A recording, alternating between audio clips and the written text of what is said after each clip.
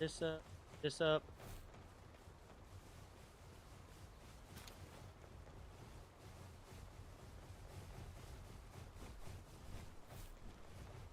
Edit. Live.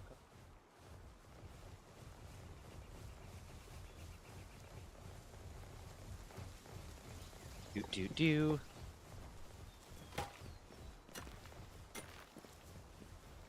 Okay. Today, we're gonna be doing some stuff. What is that stuff gonna be? It's gonna be expanding the breeding farm a little bit. And then probably switching over to Repo or Bronzebeard. Holy fuck, I have... This is what happens when I go offline for too long, is I just get excessive amounts of shit. Okay. Ooh, put that there. Keep those there, bam. My goal right now, I need to... Hey, what's up, Staley? I'm actually going to be... You might be a little interested in this. I'm going to be either hopping over to Repo or Bronzebeard pretty soon. Because right now I'm setting some stuff up for fucking... I'm going out of town again tomorrow. But just for like a day. So I'm setting some stuff up for the breeding farm and then going to be hopping over. Not really too much for me to do right now. Especially since I don't have enough time to really, really dive into it. What? Yeah. Probably hop over to that soon. Awesome sauce. Yeah, let's get this disassembly conveyor going. Ooh. This is the outro spot, I think. I don't remember where the out spot is. I think it's here. I think this is the outro. It's important because I don't want the stuff flying over the edge. Okay, you guys build that. Let me switch over to research in progress. I also need to collect a lot more cooling stuff. What do you mean, what are you looking at? You've seen me play Power World. That's the main thing you watch me play. It's Power World. How do you not know what you're looking at?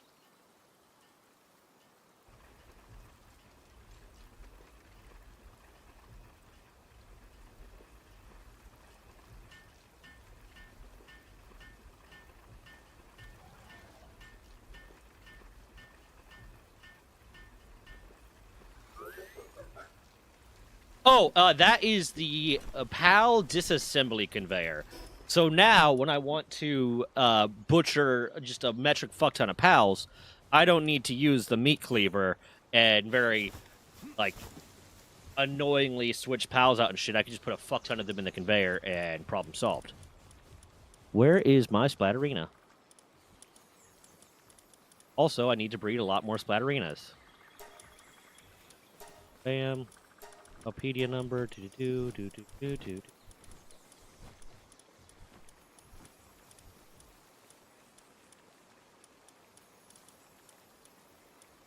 Where you at? Which one has the levels?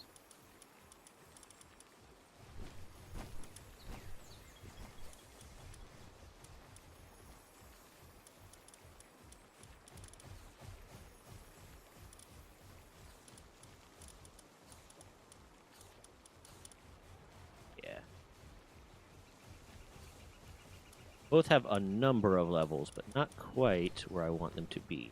Okay. You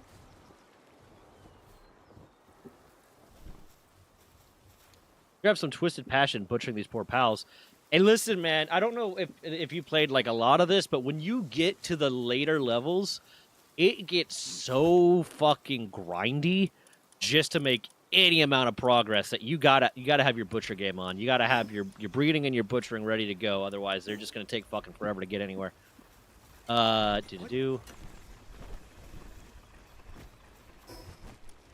yeah, so I'm switching out that so I can have Splatterina out. Does she need to be in the team or out? I can't remember. Well in possession, the amount of items obtained from using the meat cleaver increases. To be fair, it only counts that for using the meat cleaver, but at this point I'm breeding so much that I'm getting so many alpha pals that... Because the main one I butcher regularly are the alpha pals, because that's how you get the easiest way to get a bunch of ancient civilization parts. Bam, okay. Yeah, because just watch this shit. I just set a whole bunch of them to be butchered, and it didn't cost me any extra time. I didn't have to switch shit out. I didn't have to worry about dick. I'm going to need to keep the one. I'm keeping this one because I might need it for breeding. That one for breeding too. You can get rid of this one. Get rid of this one. That one I want to keep. Get rid of this one. I already checked these guys. Keeping these ones just for the purpose of further breeding. Okay. Bam. Alpha pals are the big ones. So, hold on. Let me do a little thing. Let me find...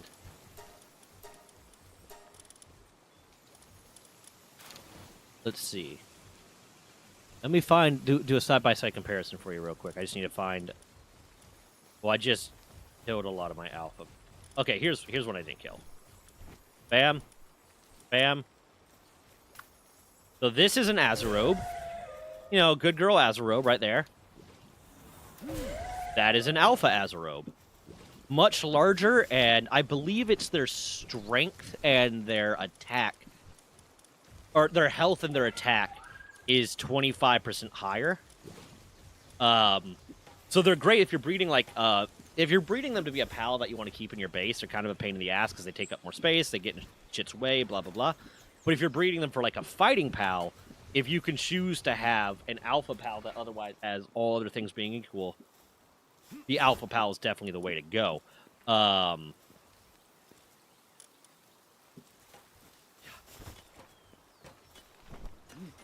yeah, they're larger. Aesthetically, they're just larger, but they also have like increased stats, and they're the ones that drop ancient civilization parts. Regular pals will not drop ancient civilization parts. Alpha pals will. And I don't remember what the percentage chance of like breeding them is. Whenever I breed like 120 eggs and hatch them, like up to 10 of them end up being alphas. Whatever that, like, I don't know, like if that is across the board where that is the percentage rate, or if that's just an average I'm kind of noticing. It depends on the individual pal. I'm not sure. What's up, Patronus? It's been a minute. How you doing? I'm not going to start an expedition yet because I want... Hey, Grim, you want to join for some Bronzebeard here soon? Or Repo? Bronzebeard or Repo is what I'm going to be doing. Okay, they need 4 more of that. I don't want to start another expedition because I would love that. I'm going to bed in an hour. Ah! Grim! Change your entire schedule around so that we can game together more. What's up, Triana? How you doing?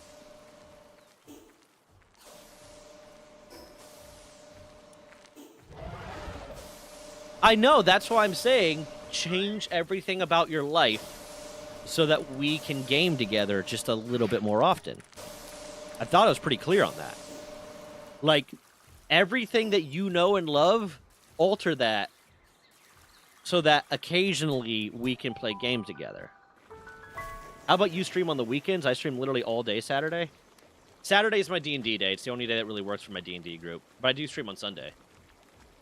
Yeah, I saw that. Happy birthday, Patronus. 30's a rough one. 30 sucks. Okay, they're almost done. Doing laundry? Hey, being productive. That's good. I need to switch my laundry over here soon, actually. I'll probably switch over when we switch games. Do you get a level 30 buff, Patronus? No. Because, see, that would be incredibly inconvenient for me. And that's what I'm concerned about here, is me being inconvenient. You being inconvenienced isn't a problem at all.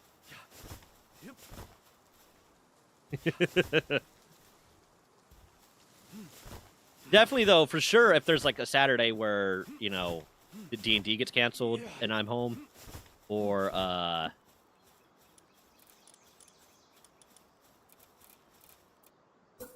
or just one that works out, then definitely we need a. I'll join you for a good long stream.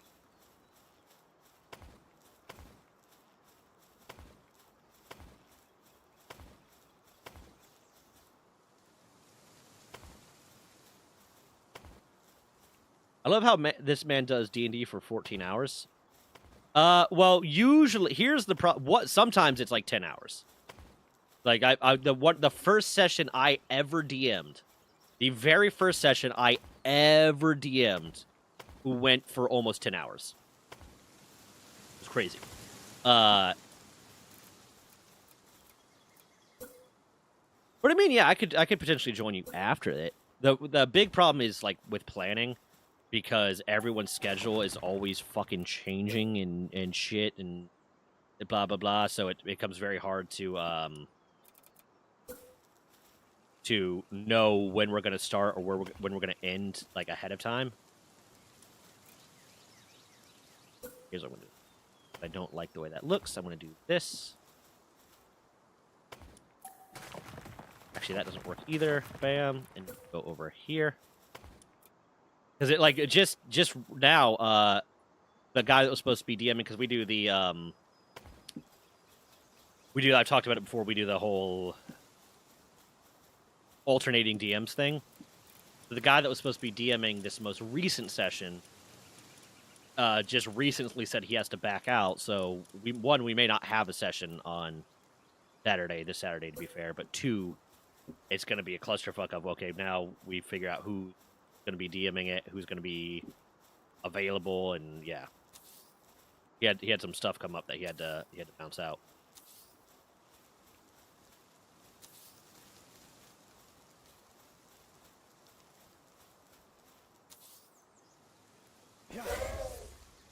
I DM 4 people, and it's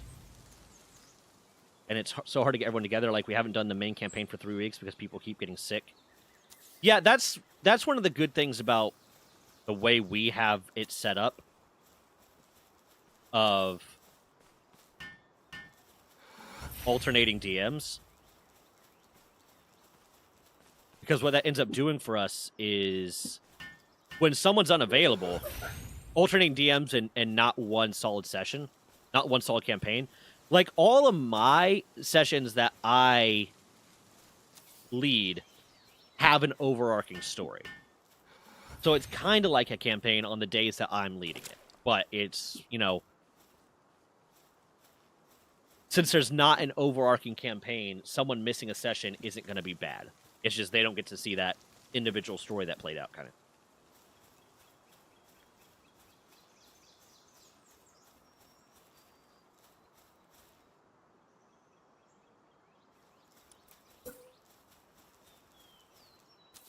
So it eases the burden of scheduling a little bit, since there's no necessity for everyone to be there.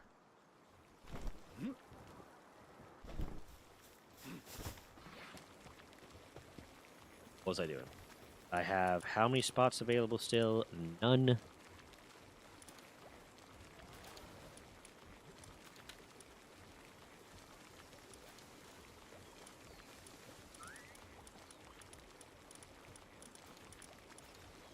Why do I have 2 pangolins? I don't need 2 pangolins. That is unnecessary. I'm going to put you here.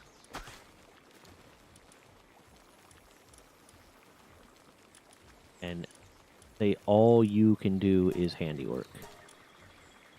Yeah.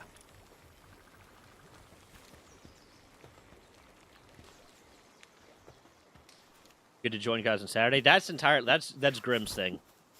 I'm not a stream on Saturday. Like, I might, if I join him for something, I might stream, but like that's entirely me. Like, Saturday's my quote unquote day off, so I'm not the one that can say whether that's okay or not. I need to tell you about my NPCs I've been making. Pop into chat.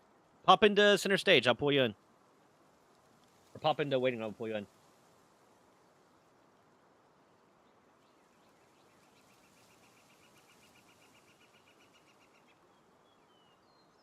I need to get back onto fucking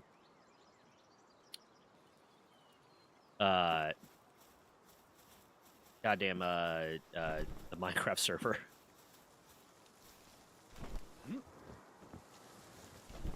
There is work for you to be doing.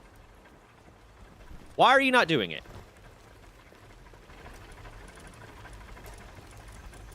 Fucking go, I guess. Handiwork, work suitability level, bam.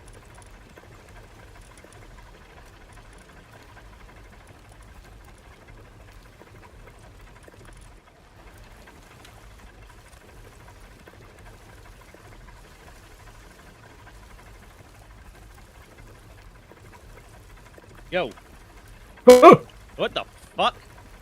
Scared me. But don't be. I literally told you what I was about to do. I you literally scared me. told It you just what came I out was of about to nowhere. do. I had no idea you were Literally gonna do told that. you. Crazy. Okay, tell me about these NPCs. Yeah. So we haven't been playing for like 3 weeks, right? And I gotta mute you. Got mute your stream. There we go. Yeah. So hilarity has ensued Oh. Hilarity, you said. due to the fact that we haven't been playing. I kind of just been like letting my mind wander and be like, all right, well, maybe I can work on some of the other campaigns. Kind of pre-prep for stuff. No big deal. And during one of the campaigns, the party has procured themselves a clan of 31 goblins. As you do. As you do, of course. Yeah. Push If- comes to shove. If you don't have a goblin pet, you're wrong. Yeah, and they just have literally a small task force. Goblin Team 6. Yeah. Well, it's funny because one of the players is just like, we have an army, and I'm like, they're more like a task force, but it's only 30 guys, man. Yeah. But anyway, so like the previous Goblin King, really bad guy. They realized what he was doing to like the goblins, really, Yeah. shit situation, and they felt bad. They're like, we're not gonna kill these goblins. They're just trying to survive. Anyway, Yeah. so I'm basically using them as goblin ex machinas. So whenever they need a specific thing done, I'll pull a name out of a hat and be like, oh, well, this goblin just happens to be good at that. Crazy. But I've been keeping track of it, right? Yeah, so like So- you're not gonna be like Griggle Gang Gogglebot has the power of voodoo, and then all of a sudden, no, he doesn't have the power of voodoo. He has the power of fucking whatever. Yeah. Exactly. Hold on, I'm opening up Roll20 right now. So the first goblin they befriended was Gabo, and he eventually Obviously. became a druid. But the two, well, technically three, I just haven't done the third one yet. The two that like really have been defined so far out of role playing is a goblin named Skeezy and a goblin named Rickus. Now Skeezy, fastest of the group. When they wanted a message delivered or an item delivered, they went to Skeezy. So I'm like, all right, bet I'll make a fucking mobile class. Went monk. Grabbed the mobility feat. This motherfucker has 50 base move speed. Does he have a mount?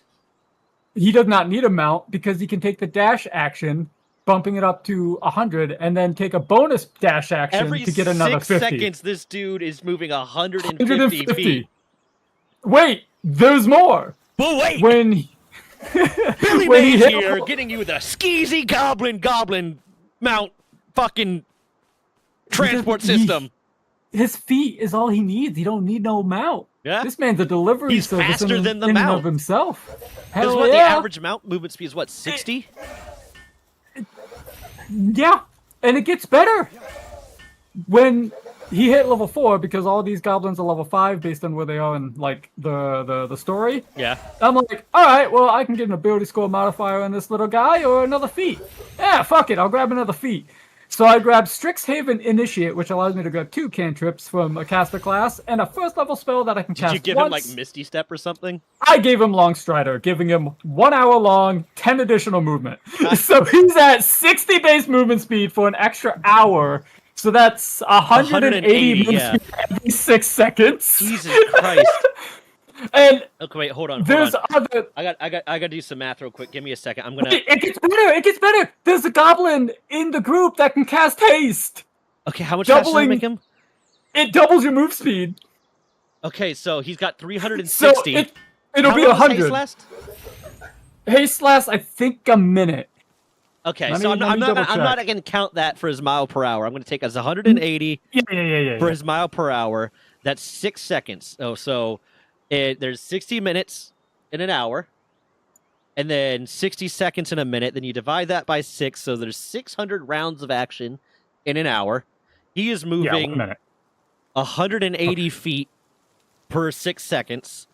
So that's 108,000 feet. Divide that by 5,280. He's moving 20.5 miles per hour. You created a goblin that is moving 20 and a half miles per hour. You created the Usain Bolt of fucking goblins. What the fuck?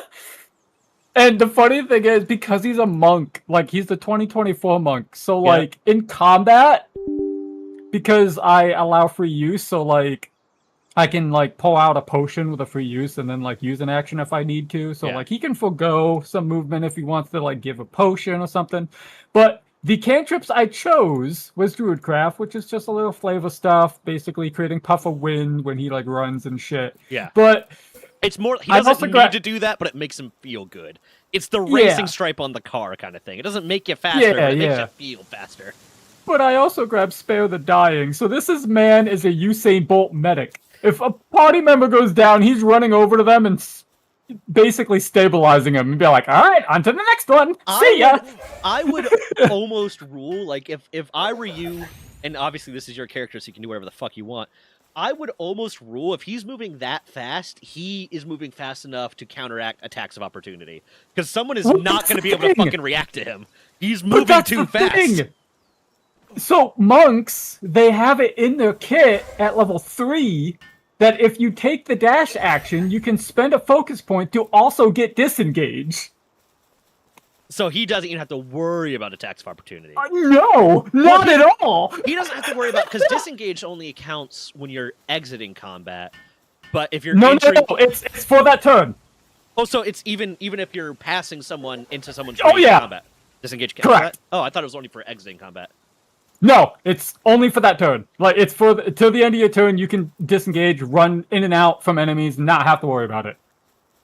Okay. So This yeah, man's he's just going in between enemy legs. Okay. okay. Yeah, no, he's not great in combat, but definitely great to keep everyone alive.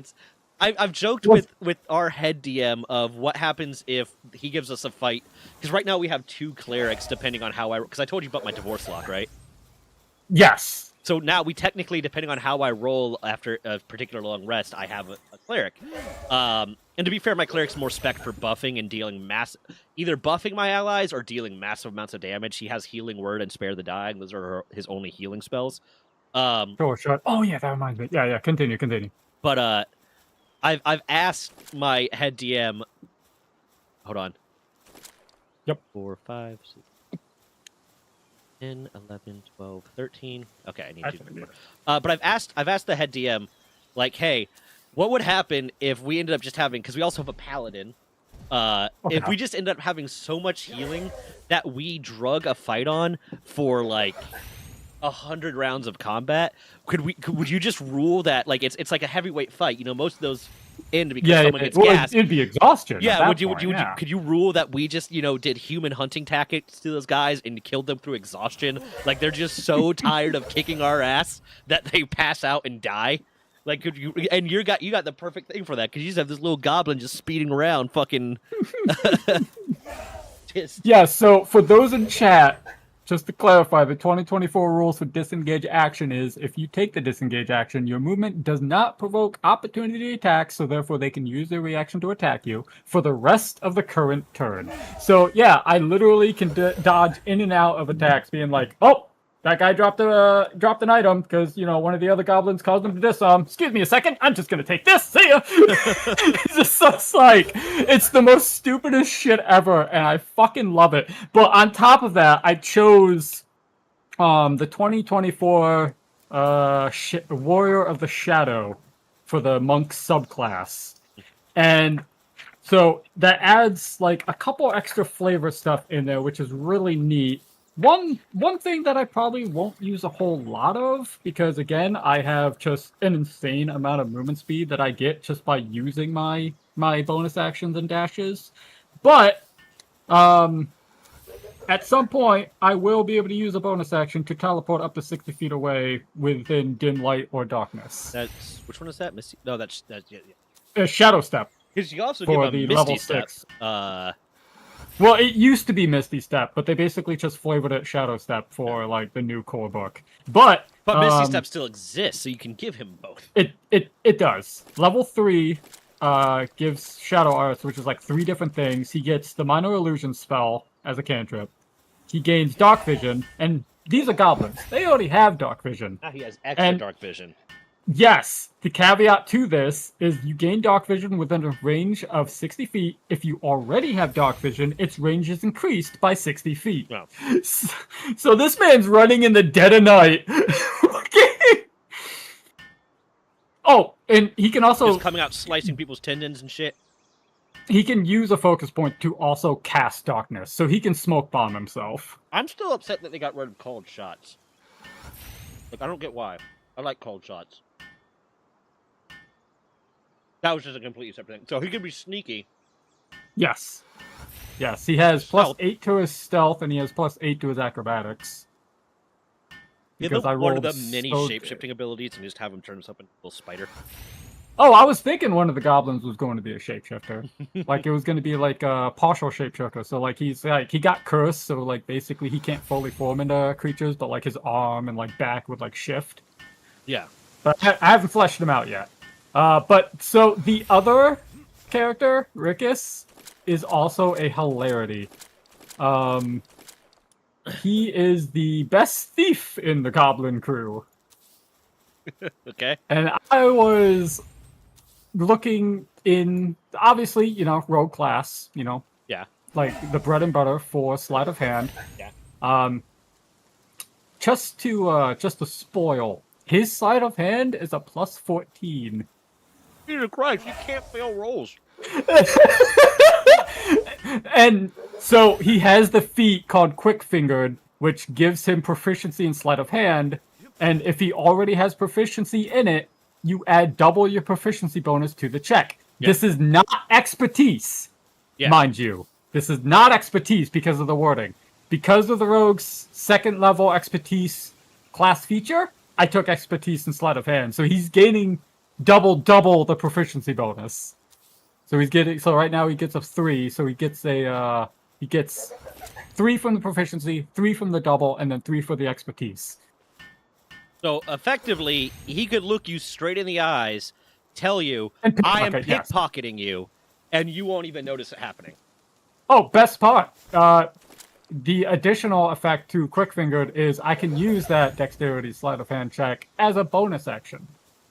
God damn. Yes. So I can literally pickpocket, While you're steal stabbing. somebody's gun, and then shoot them with said gun.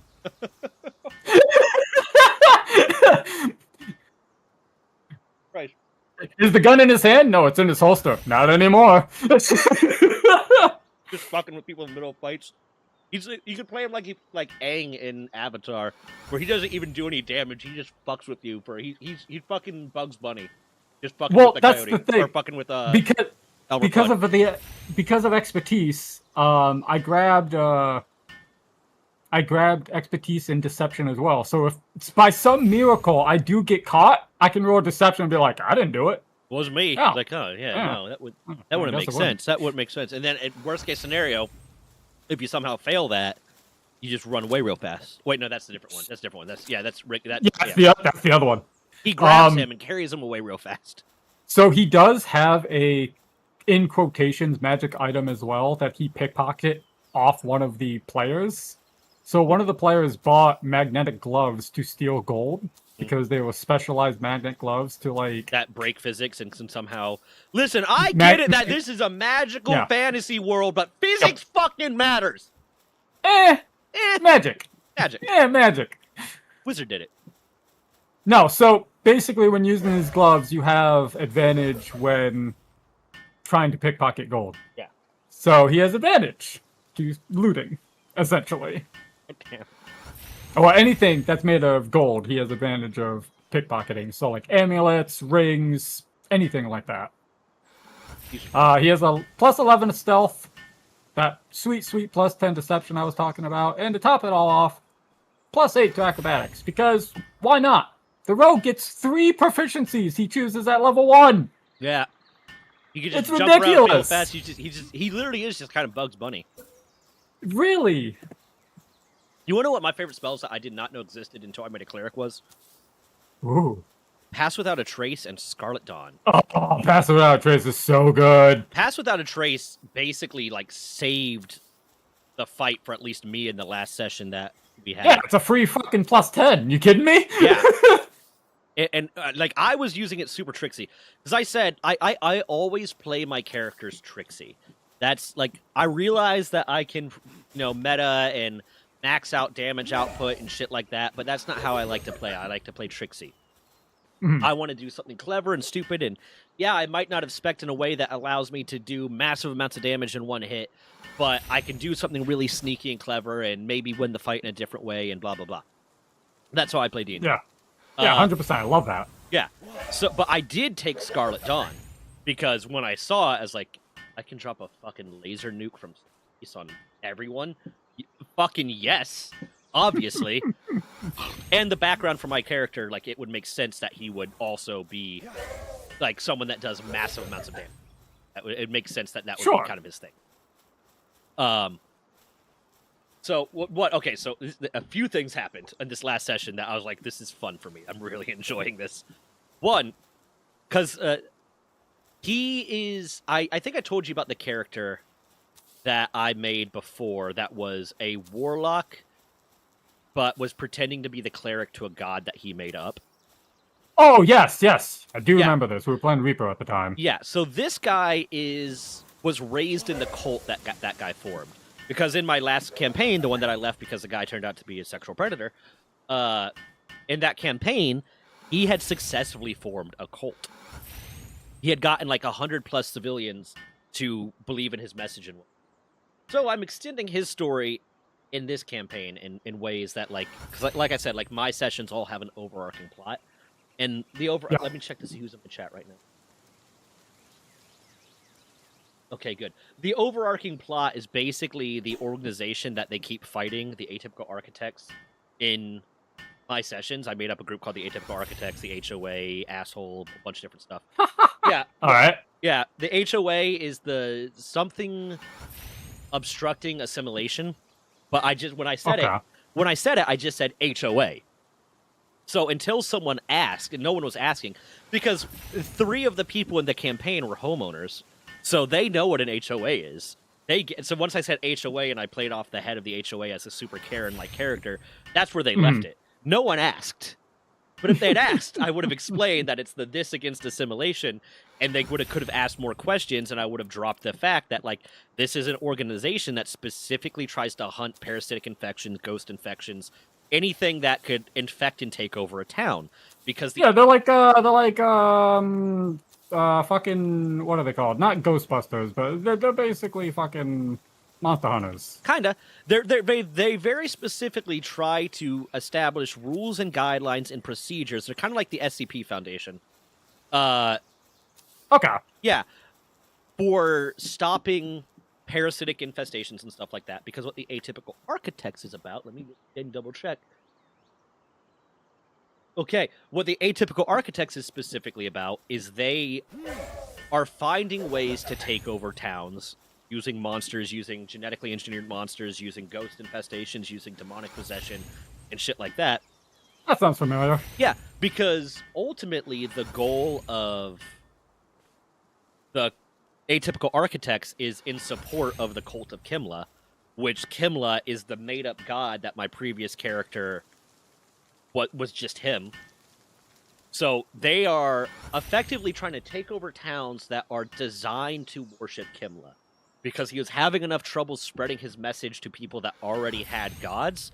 So he just kind of said, okay, well, if I get rid of these communities and create a town that is built around the concept of worshiping me, it's going to increase my number of worshippers more exponentially. And the HOA is in stark contrast to the Atypical Architects, so they created all these policies to stop these towns from being able to take over. So there's a town that got taken over by mimics. There's a town that got taken over, was being possessed by ghosts and a haunting revenant. There was a town, the most recent one was completely possessed by demons. They didn't figure that out, but was completely possessed by demons. And now I actually put a seed of a demon, like basically a seed of a fiendish consciousness into one of the players because he lost a role. One of the only like truly good players is now has a fiend in him. But not like even a sentient fiend. It's like a homebrew thing where it's literally just the seed of a fiend in him. So the fiendish essence is taking over, but it's not a separate consciousness kind of thing. So he's not possessed. He is okay. Yeah. Yeah, because I got possessed items in my universe. Yeah, he's not gonna. Well, we have another player who has a character who is, but he is not possessed. That's very. Make that very clear for him. He is not possessed. He has a seed of evil in him. So it's not it's not a new consciousness that's trying to take over. It's something that is altering his consciousness and making him more evil. But I have that. Where was I going? Oh fuck! Where was I going with this? HOA.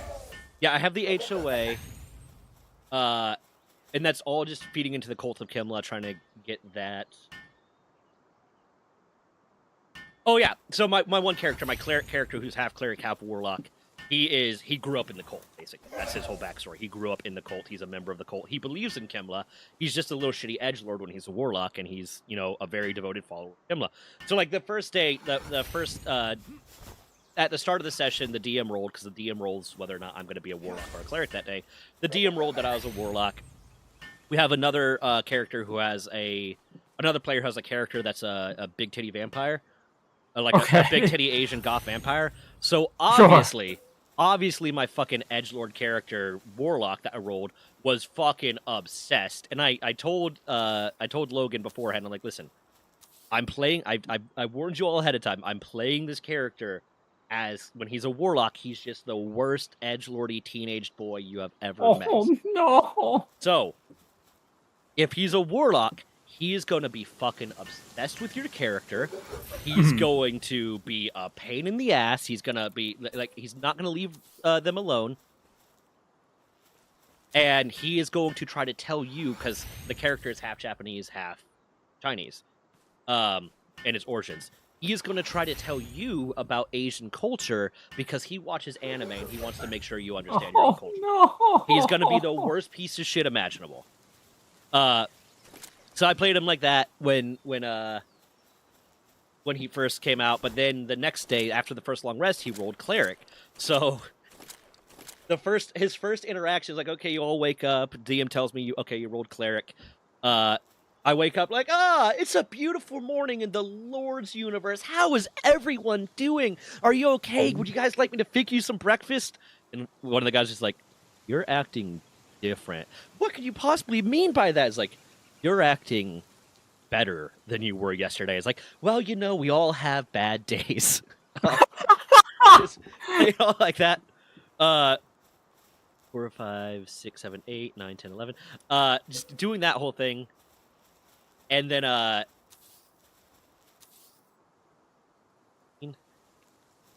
well, shit. Fuck. But then he's also part of this cult. That part of the way that this cult works is it teaches everyone that there's nothing greater than self-sacrifice. You gotta suffer a little bit for blah, blah, blah. So it's not like a cult of pain, but they accept pain and self-punishment as a part of, their being and kind of thing. So he has Scarlet Dawn. We decide we're going to go hunt deer. We're camping out for the night again. We decide we're going to go hunt some deer.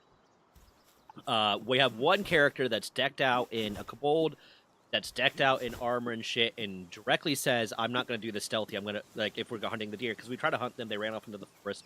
I say, oh, well, you know what? I can cast Path Without a Trace, and we can go hunting for them. And we, one of the guys can transform into a swarm of bees. So fine, he has that ability. Item that lets him transform into a swarm of bees whenever the fuck he wants. So he has that ability. The other one was a gunslinger that has high stealth, so easily sneaky. And then there's me that has Path Without a Trace, and I spec myself a little bit to be stealthy, because I play Trixie. And then we have the Kobold that's like, well, I'm not going to be stealthy. I'm just going to fly over. I was like, okay, well, you get to stay back at camp. If you're not going to be stealthy while we're hunting these deers, you guys get to stay back at camp. Or you get to stay back at camp. So he's staying back at camp. We're going out hunting these deers. I'm casting Pass Without a Trace. We get 2 of the 3 deer. We're heading back. The Harengon misses his passive perception. He misses passive perception. Falls into a pit, a spider pit. We're getting attacked by spiders. We're getting attacked by these monster spiders. Cool. Harengon's in the pit. We have the Artificer. We are surrounded by these spiders. And I have one idea. Because I can't do a shit ton of damage with most of my spells. But I have Scarlet Dawn, and I can cast that twice per long rest. Oh my god. So, I asked Dan, who's DMing, I was like, okay, how close? There's 4 of these things. How close are they to me right now? I was like, well, there's 2 of them are right on you because they're the ones you're fighting in. 2 of them are 15 feet over there. Cool. Scarlet Dawn has a radius of 20 feet. 20 feet radius and 60 feet in the air. I say, okay, cool. I cast Scarlet Dawn on my location. He's like, what? And the Artificer's like, what? I was like, well, because I asked before that. I was like, or not Artificer, Gunslinger, how healthy are you looking? He's like, I'm looking pretty healthy. I'm looking good. Like, okay, cool. Because we're not allowed to say how much health we have. We have, like, phrases we can say, I'm looking pretty good, I'm looking pretty fucked up, etc. Yeah. Like, I'm looking pretty good. Okay, cool. Scarlet Dawn on myself. And then everybody gets taken down. Logan's character takes some damage. The Harengon is in the pit still, takes no damage. Everything around me takes a fuck ton of damage, but none of it dies. Gets right around to my turn again, and I was like, I'm so sorry, but Himmler demands self-sacrifice, and pain is just part of the process. Scarlet Dawn on myself. Do it again. I somehow managed to deal like 50 fucking damage of necrotic damage. Don't kill these things, but the Artificer gets to clean everything up real quick, like, because everything is almost basically dead. Good fight. We go back, we long rest, we're perfectly fine again. So, what we're doing is we're tracking down... What it turns out we're doing is we're tracking down a Lich's phylactery. We didn't know at the time that we're tracking down a Lich's phylactery, but a Lich had his phylactery stolen, we're tracking it down for him. Cool. We're given a compass that leads to the phylactery. We're walking down a path. We see another adventuring party. It's very clearly another adventuring party walking down this path. So I say, the Harengon, who's our main cleric, transforms into a swarm of bees to go spy on them. And I say, I can cast Pass Without a Trace. We get off to the side of the road. We hide in the forest. We have a plus 15, or we have a plus 10 base bonus to our stealth checks. So the worst person in our party for stealth would have plus 15 to any stealth check. We don't lose stealth checks. We will not fail a stealth check. And I make it very clear. The spell is so good. It's so great. I make it very, especially because it lasts for an hour. Yeah, exactly. And I think you can cast it at like level 1 spell. You can use a level 1 spell slot for it, I think. Maybe. It might be level 2. I'm not sure. But I make it very clear that my plan is we sneak up beside this adventuring party who's all in a battle wagon, essentially. We listen and try to figure out if they're the people we want, because the compass is pointing vaguely in their direction. And if they are, I can cast Scarlet Dawn from 120 feet away.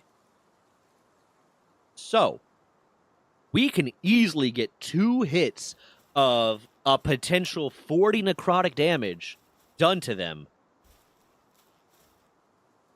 before they can even get... And then I could cast a few... What's my other one? I have another... I can't remember what it is, but I have another spell that I can cast at 180 feet. I think I took Eldritch Blast.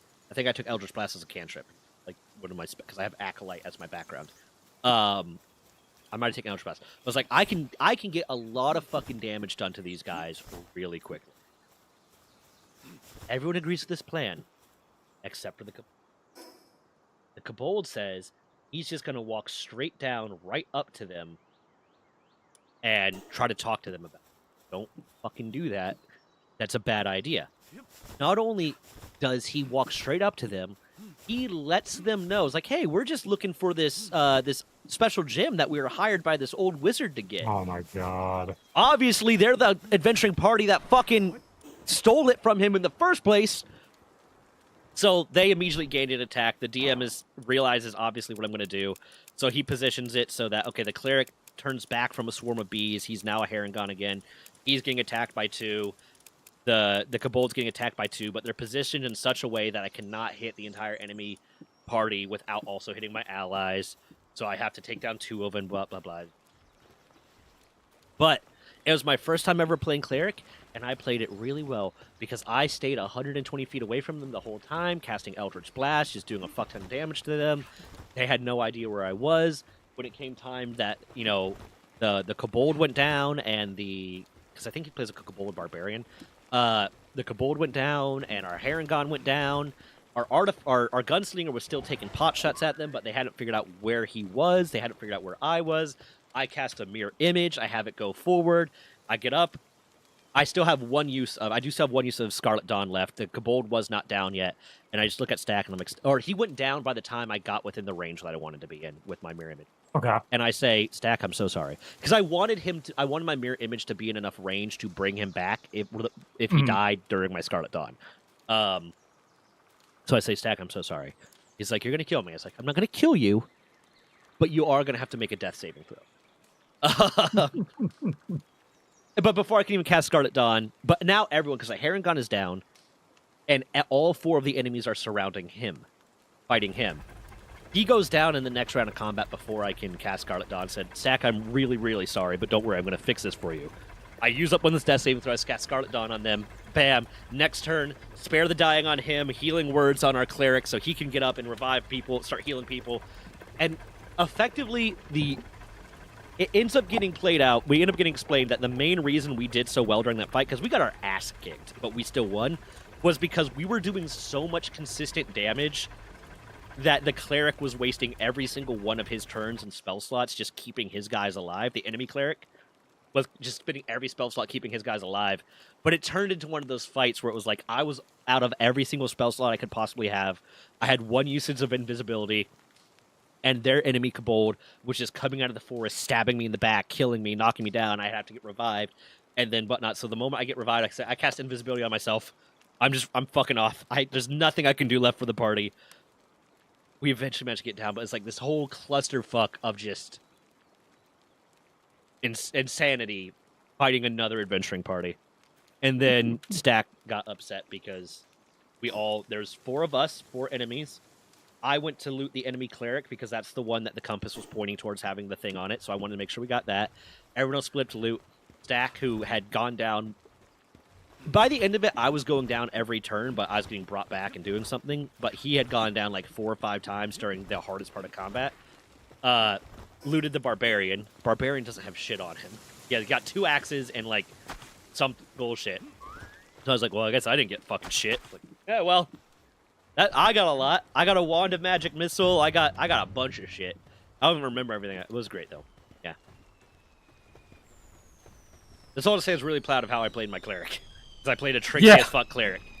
Because I distracted them from... I distracted the enemy from going after Stack when I revived him one of the times. Because you cannot discern that a mirror image is a mirror image until you try to attack it. So 100%. I had the mirror image all the way forward. And now the mirror image would just dropped a fucking Scarlet Dawn on them and healed the 2 allies. So obviously 2 of them wanted to go over to kill the mirror image. So they wasted their turn trying to attack a ghost, effectively. And that allowed Stack to get up and do some damage. But goddamn, that was a hard fight. You know what's really busted? Hmm. Mirror image stacked with blur. I might try to get Blur. Because mirror image is not a concentration spell. No, it's not. It's a channel divinity. Yeah. Yeah. Blur is concentration, but anyone who attacks you is at disadvantage. So that's even less of a chance for them to be able to fucking hit your mirror image. And if your DM allows it, you can get double disadvantage because if you're within 5 feet of your mirror image, enemies have a disadvantage on attacking you. Oh wait, did mirror image change in 2024? It might just be specifically for the realm of Trickster Cleric, but yeah. Oh, okay. At that point, the ally is in the crossfire, let it rip. Yeah, I mean, It was at a point where they had brought back the fighter like twice, or maybe it was the barbarian they brought back twice. I can't remember. They were being really hard to kill, so ultimately I just needed to get their cleric down because their cleric kept bringing people back. So I just needed to get their cleric down. I knew that I was going to be able to bring him back and bring our cleric back. So taking a death saving throw from him wasn't that big of a deal because the next round I was going to bring him back, and then our DM's not one of the guys that's going to be like, oh, you're down, and they just keep stabbing your fucking corpse. He's not going to do that. His goal isn't to kill our characters. Yeah, no, I immediately move to the next target if someone goes down. Yeah. I think anytime a DM's like, yeah, they're just stabbing your corpse for the fun of it, so you're using death saving throws. It's like, how tiny is your dick? And how single were you your entire high school experience? Now, if there's an unfortunate circumstance where an AoE happens to be within the area, that's a completely different story. Death saving throw, yeah. But you don't go it's out just of like, your way to the boss is going to be... Yeah, it's like the boss is firing fireball on the group. And they're like, what? It's just like, this is the third time he's done it. This is nothing new. Yeah. It's not like I'm doing this. At that point, you make the decision to have one of the players drag people out of range. 100%. Yeah. And a lot of people don't understand that as an action, you can move your allies. Like, you can move them within 5 feet of your space if they're, within range of you to grab them. Yeah. And it doesn't provoke opportunity attacks. Yeah. And because they are not using their movement. And let's be honest, you should have a cleric with Spare the Dying. Spare the Dying. Spare the Dying is a beautiful spell because it's fucking death saving. Well, herbalism kits are also quite useful. As an action, you can stabilize targets, and if you have kits, medical kits, there's a lot of ways that your party should be able to stop someone from dying. Dying. But if you grab the feat for herbalism as well, they get basically rezzed with 1 HP. It's not much, but that's them being able to get up and be like, all right, fucking get your ass up and get the hell out of here. Yeah. And honestly, the way I had a lot of my sessions kind of planned out was there were no situations, or there were very few. The only fights that lore-wise, that canon-wise, of what I had going on, that they would have died on and stayed dead if they lost, are the ones that they really should not have lost. It would have been ridiculous for them. Because every other big fight, every other hard fight I gave them would have just had an RP outcome that would have been bad for them. If they had lost the fight, the most recent fight that I gave them on, they would just ended up... If they lost the fight against Shrek, they would have been turned into furniture. But sentient furniture. The same way... Did I tell you about that? I actually don't think you did. I did a fucked up Beauty and the Beast as my last session. Okay. That was the town that was possessed by demons. So basically the town that Belle is from they were almost entirely possessed by demons that were under the sway of the Atypical Architects and the Cult of Kimla. So the two ways they could have gone with that was if they had played it right and found out that the town was taken over by demons, they could have attacked the town, or they could have gone to, Prince Adam's thing and, either killed him or did what they ended up doing where they just convinced the person, hey, if we beat the fuck out of him and tell him not to act like this again, will you let him go? But I played Prince Adam instead of describing the beast. I described Shrek. So it was Shrek. They were fighting Shrek, Prince Shrek. Yeah, but I set up a situation, because you know the story of Beauty and the Beast, right? Yeah. So the witch knocks on the door, and when he doesn't let him in, after 3 times of not letting him in, curses him to become the... I set up a fight that I knew was going to be damaging to them enough that they would have to use enough spell slots, and one of them might go down kind of thing, and they're going to have to take a long rest, and then I described there being... After the fight was over, no one went down, but they spent a lot of spell slots on the fight. And they're like, okay, we got to set up camp and spend a long rest. So I said, the castle's 12 hours away, and it's the middle of the night. We got to take a long rest, we got to do this, blah, blah, blah. And I described there being a little hunting cabin that they could go to. They could set up camp, or they could go to a hunting cabin. Cool. And then I made them roll each... I made them each say, okay, what watch are you guys going to be taking? And I rolled a d4. There's 4 of them, so there's 4 watch points. And I rolled a d4, and the one that got it was 2, and that was Stack's watch. So during Stack's watch, there was a knock on the door, and there was a sweet old lady. Well, I forgot to set up that at the beginning of it. You know, Belle's father is an inventor. So Beau's father, who's actually my character, because I introduce my new characters in my sessions as NPCs in my sessions. Okay. Beau's character, who is the divorce lock, his dad was a carpenter. Remember, Beau grew up in the cult of Himla. So his father is a carpenter for the Himla. So when they met him to get their mission, he very pointedly asked all of them what their favorite type of furniture was. He really likes to judge people by by the furniture they like. What's your favorite type of furniture? Stack's favorite type of furniture was a wardrobe. So this lovely witch walks up and knocks on the door. This lovely old lady knocks on the door and says, "Oh, I'm so scared. I got turned around heading back to town. Is it possible for you to let me in to sleep for the night?" No, I kind of set this up knowing that Stack definitely, if he got it on his roll, definitely was going to get cursed.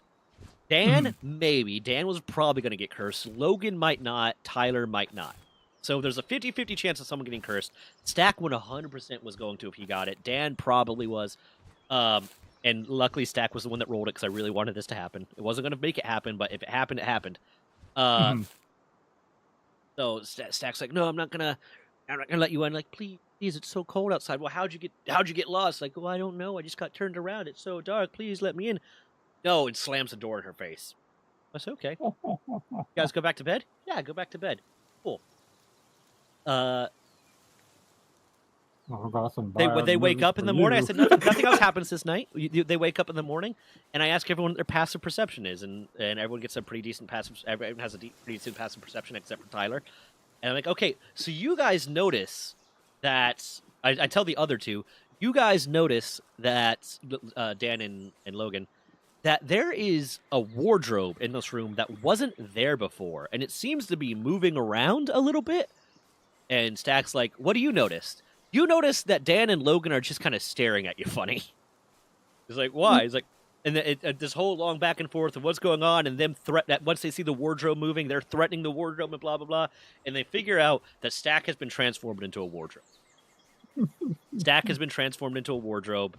Stack's character was an artificer, so his wardrobe artificer.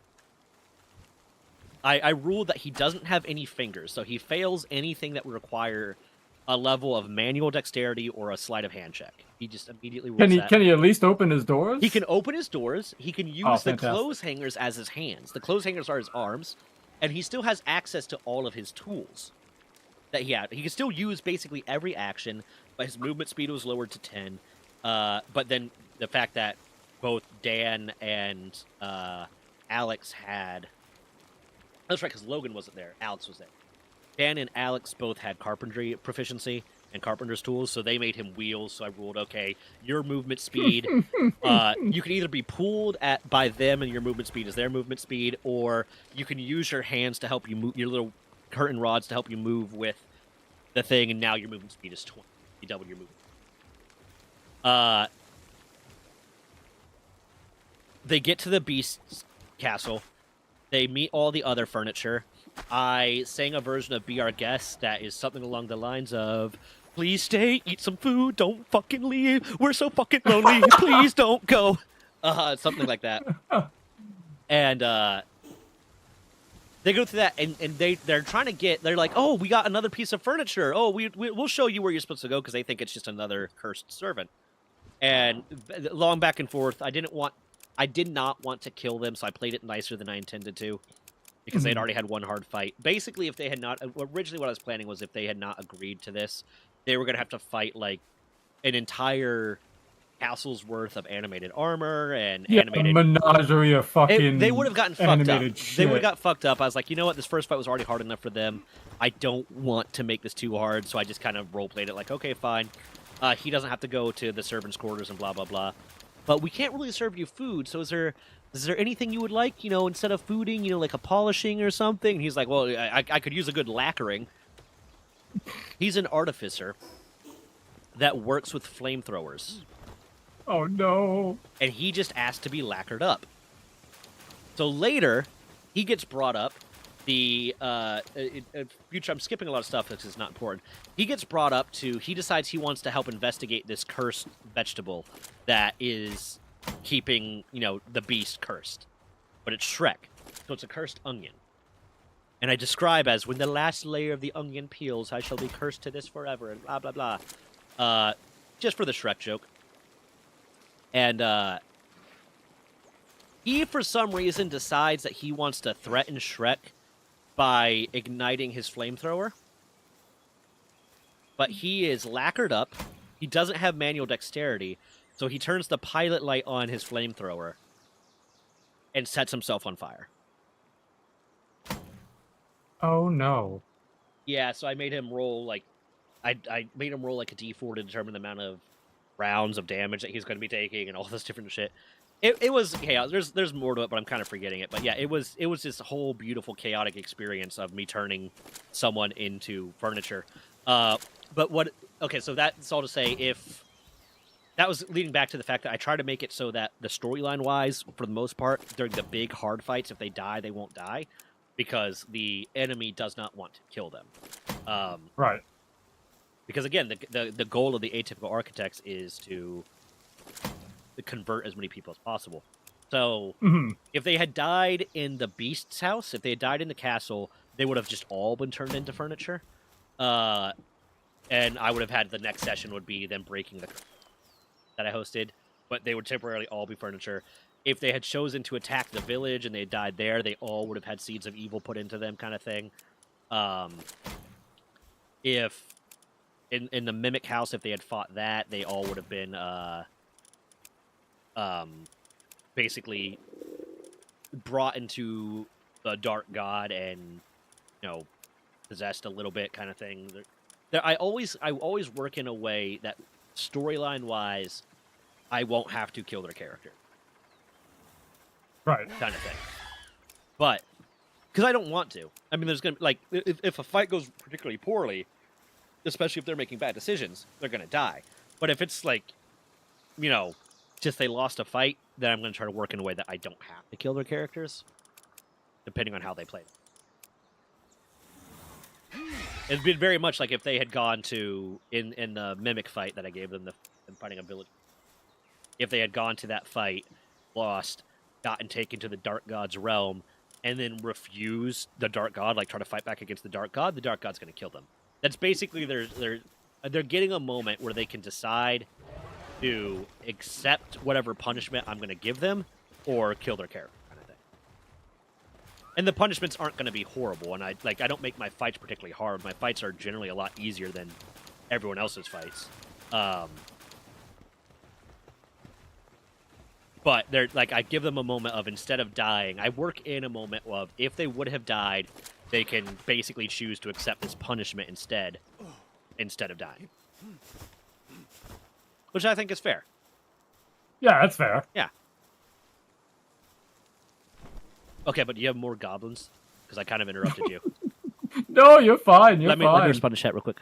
Hey, what's up, Dragonfly? At that point, the allies... Yep, I'm playing the first Baldur's Gate and first time playing it. Good game. I remember Baldur's Gate Dark Alliance back on the PlayStation. It was great. What about a Power War campaign that is a one-shot where you play as the Palmons? Logan is wanting to lead a campaign that's going to be a Pokemon. So, maybe? Something similar to that? Wait, Shrek? Yep, it was Shrek. It was just straight up Shrek. Okay, go on. More goblins. Well, that's the thing. Most of them are still just concepts. Yeah. Rather than full-blown things, but I already have the list of names of all the goblins. Yeah. So I was thinking of one of them that's constantly, this motherfucker. I'm constantly I was thinking that this one was going to be constantly chained up, constantly basically being yeah, no, the old Goblin King kept this one around because he's batshit crazy. Yeah. And he's cursed. So when he gets basically released, because I know for a fact the fucking the quote unquote the player who is representing the new Goblin King, I know for a fact once he discovers this, he's gonna be well, I fucking unchain him. Yeah. And it's just Oh boy. Because I can't wait. I already have like the voice planned out. I just gotta make his character sheet. Yeah. And I don't know if you've probably heard of Legends of Adventurous, Maybe. right? Vaguely. They're a D&D group, and they do a bunch of D&D campaigns on YouTube and Twitch. A lot of fun. Everything they do is hilarious and entertaining. I am loving their Icebound campaign. It's like a gritty, hardcore D&D campaign. But they recently developed a player book called The Crooked Moon, which adds a bunch of like folk horror stuff. Yeah. And so the classes that have been added, I kind of want one of those classes to be this crazy motherfucker. Because I was like looking into it and I'm like, oh, this is perfect. Basically, they're cursed by like Witherwood like curses. So like they turn into like a basically Wendigo. A Winnebago? Yeah, Winnebago. Okay, go on.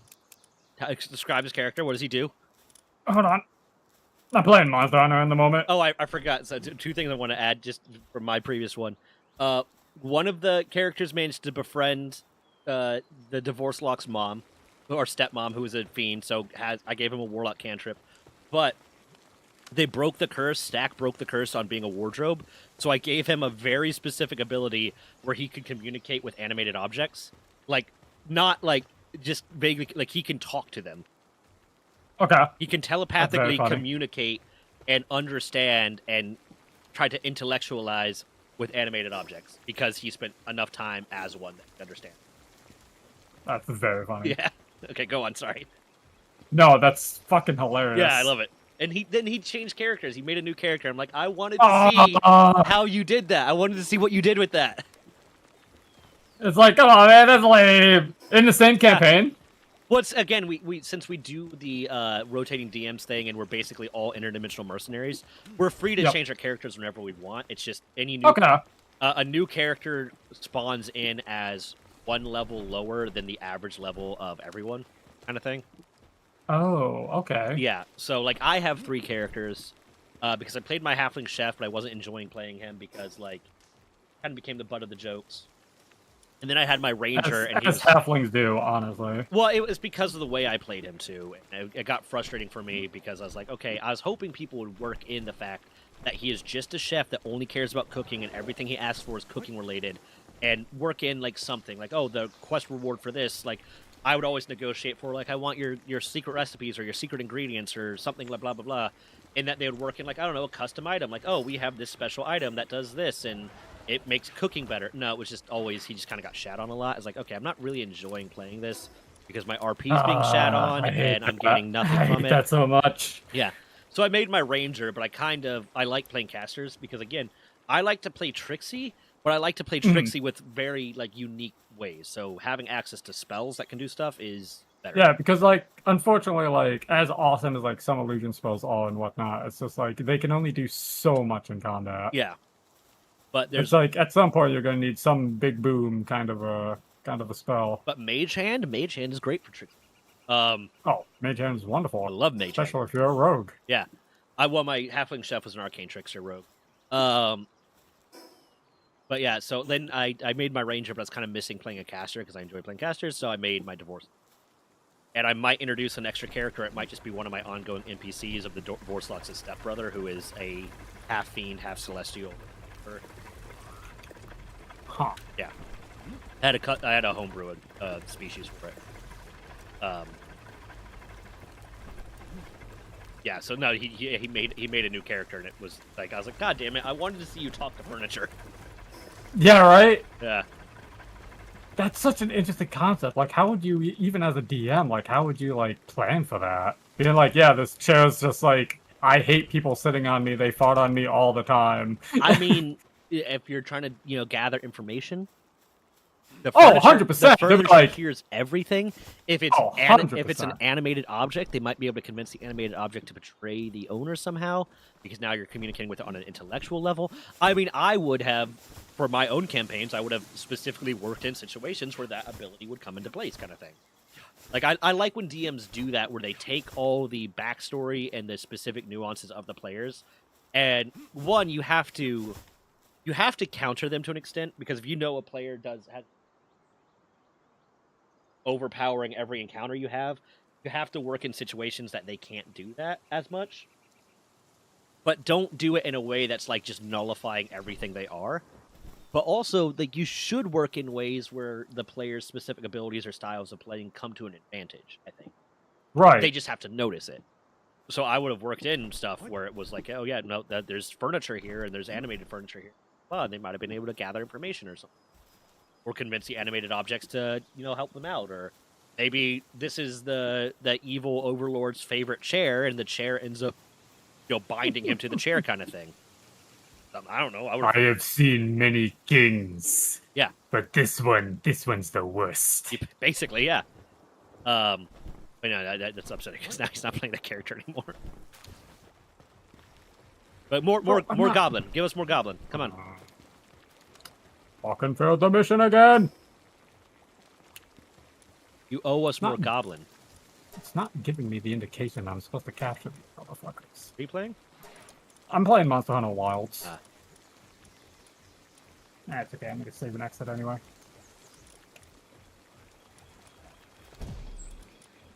I'm unfortunately currently locked in the segment. Like, I have to complete this quest. Yeah.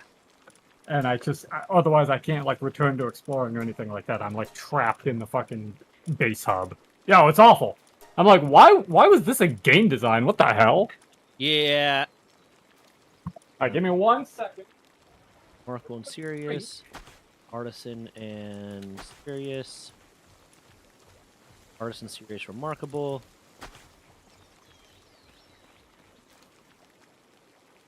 Oh yeah, that's right. I don't need to get Nocturnal on these guys. Bam. Because they're dark types, so they don't need Nocturnal. I do need to get at least... Well, fuck, I need 360 of them. So that I can, yeah. So that I can have one at each base.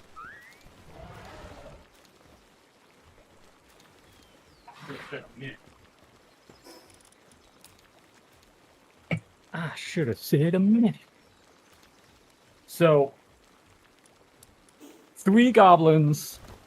They only got the name of one of them. 3 goblins one of which I'm currently working on. 3 goblins, all alike in dignity. There we go. Snagglegut. Snagglegut. So, out of a group of 3, so there's 3 hobgoblins within the clan. Yeah. And all of these are the stereotypical bodybuilder type goblins. Hey, what the fuck is that supposed to mean, huh? Huh? Huh? Huh? You got a problem with bodybuilder types, huh? Huh? You got a problem with little goblin boys that like to lift weights, huh? Huh? Huh? Huh? No, I'm talking about It's been a while since I've done that. I'm so that you have no context for that. I do not. It was a thing on stream for a long time, especially when I was like playing Lockdown Protocol, and anyone would say something that I wanted to just jokingly overreact to. I would just start. I'd get louder, and then I'd just start barking. You have no context for that. So for you, I just started barking for no fucking reason.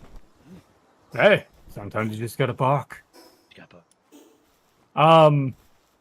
No, so these are like the stereotypical bodybuilders, but like I'm talking about like beach bro bodybuilders. So like they all be like, "What's the matter, bro? Don't you like our gains? Oh, come so on, you're bro! You're just Don't deciding you to misrepresent bodybuilders bodybuilders with the most douchey versions of them. Absolutely. And you're what Absolutely. You're basically asexual. You're demisexual. So like, what if I just represented demisexuals as oh look at that big brain, oh look at that emotional connection they have, I'm so horny, huh? Would you like that? Would you like that, huh?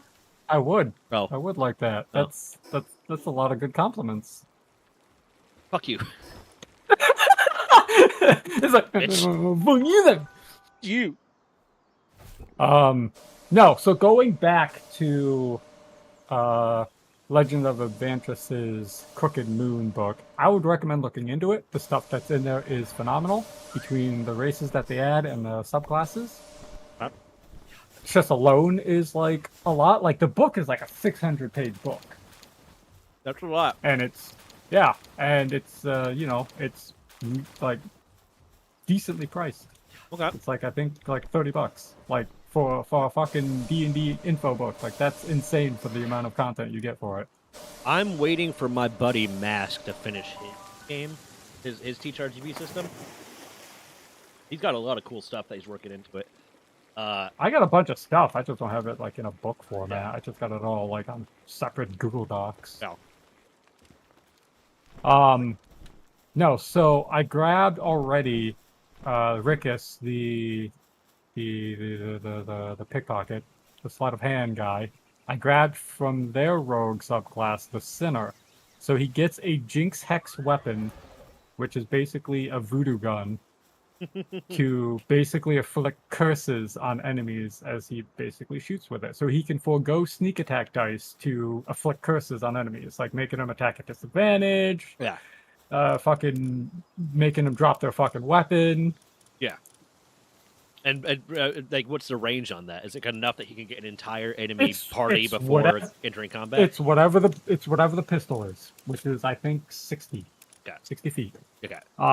But rogues, at least from what I'm seeing in 2024, don't get fucking extra attack. No, they should. I looked and I'm like, where's the extra attack, yo? Let me pull up my rogue real quick because I'm pretty sure that I get. Well, I might not actually. You're right because I don't think I got extra attack until I started playing my my. No, Ranger. 2024 does not use extra attack because they buffed sneak attack dice. Yeah, that's right. Because my sneak attack could do a fuck ton of damage, but yeah, I don't think. Let me check Halfling Chef real quick. I believe they changed it because they wanted rogue to be like they Yep. tried to separate One attack rogue. per action. Yes, they tried to separate rogue, ranger, and fighter because like they wanted the fighter to be the like super extra attack class. Yeah. Well, Like, Ranger even has that too. Well, ranger only gets one extra attack. Yeah. Fighter can have like what? Especially if you burn. Oh, It's what is it? ridiculous. Adrenaline rush. It might be whatever. Or Yeah, they can action get, like, surge. Action yeah, surge. action surge. Like what? 3 or 4 attacks they can end up getting. Oh yeah, let me see. So 2, 3, 4. So at level 20 they get 4 attacks. Oh, They fuck. actually, yeah, they changed that because there used to be a lot more extra attack, but they also added more stuff to the fighter too. Like they're not just I swing sword. Like even barbarian had more fucking like stuff to them than the fighter did. But Fighter is still like the most basic bitch character. And I've heard people say like, oh, if you're just trying to get into D&D and you That's- don't know how to play yet, play a fighter. Nah. And I'm like, Just no, jump- play something that's gonna be fun. Play something Yeah, that's- jump into the deep end of the pool. Yeah, play like. Think A about bard. how you want to play, and then pick a class and just learn to play a class. Even if it's a complicated class, just learn to play it. Because I think if you threw most people that have never played D&D and aren't sure if they like it or not in, and said, okay, just play a fighter, they would get bored so quickly. Like if you're playing with a good friend and you plan ahead, you can have them play as like either a paladin or if you really wanted a fighter, they could play as a fighter, and then you could play as a druid, and then they could use you Druid's as a great. mount. Druid's great. Druid has a lot of opportunity for it, so you can kind of play as a druid and Well, a bunch there's of a different really spells and kind of figure out, do you want to play the support class? Do you want to play the fucking damage dealer? Do you want to play the tank? Like, Druid can kind of there's do it all. There's a busted combo that I used to rock with a friend back in the day during when someone else was DMing, and I was the druid, he was a paladin. He had mounted combat, so on a reaction, if someone tried to attack me because I was his mount, he could basically redirect the attack back to him and basically deal damage. And I had Sentinel, so if there was anyone who attacked an ally within 5 feet of me, I can use my reaction to make an attack at them. So it's just like, what do you think you're doing? What do you think you're doing? I would just fucking shift into a fucking polar bear and just fucking rip people apart. Yeah. God. You know, I don't know why that made me think of it. You know my least favorite thing as when I'm DMing? My least favorite thing? Silvery barbs. Oh, dude, fuck, don't remind me. We Our- have someone. Our I have cleric a has player in the silvery group barbs, who- and every yeah. time I almost like they're doing real good on a fight. I'm like, oh man, I wanted this to be a little bit harder, and I land a good Yeah. silvery barbs reroll. Fuck! God damn it! So when my nephew joined us, his character had silvery barbs, but he just got a new job, so he hasn't been able to join us for D&D. And I'm like, I don't have to worry about silvery barbs anymore. Yeah, oh god, silvery barbs is. Yeah, silvery barbs as a player is great, man. But silvery barbs as a DM is frustrating as fuck, and I'm gonna have to start doing it. And the head DM said, "Well, why don't you just do this?" And I was like, I don't like doing that. I don't like looking at the other players' character sheets and developing encounters around them. No. But My getting to the my point where it's rule, like, I fucking might have to. nah. My rule of thumb is, if you can do it, so can the enemy. Yeah. So if they fucking abuse a certain mechanic or if they abuse a certain spell, I'm like, all right, well, I'm just gonna make a character that has that too, and you'll see how fucked up it is. Yeah. And then you start throwing like smart enemies after them, so that logically, like a smart enemy would realize, oh shit, maybe we need to take out the cleric because he's just silvery barbed us 17 fucking times. Well, that's the thing. Most of the time, my players are going against smart enemies. Like right now, they're fighting, or they're working up to fight a hive mind, Yeah. and it's just like these things are like communicating telepathically with each other. Yeah. Like they're extremely intelligent. You do one thing to one of them, they all know. A lot of my enemies have not been super intelligent. You think they were fighting ghosts who did not realize that they were ghosts, because the ghosts were actively possessing something, but did not know that they were possessing someone. They were just really confused. That was a fight they had to fight. And that was my one where they could have theoretically beat that entire session, and there would have only been one required combat that they would have had to go through. They had to hunt dinosaurs. Because one of the ghosts, basically, they could have beat that entire like session by just doing the things that the ghost needed to move on. And the only one that would have required a combat is the ghost of the hunter was trying to hunt some dinosaurs that were in the area, and they needed the only way he would achieve peace is if they got rid of him. So that was the only combat that was necessary. But yeah, so like I don't think they've ever really fought very intelligent or enemies at any point in my session.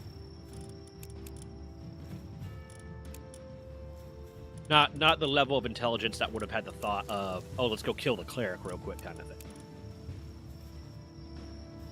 Right. Yeah, that makes sense. But I'm going to start giving them more intelligent monsters. That way, when you should.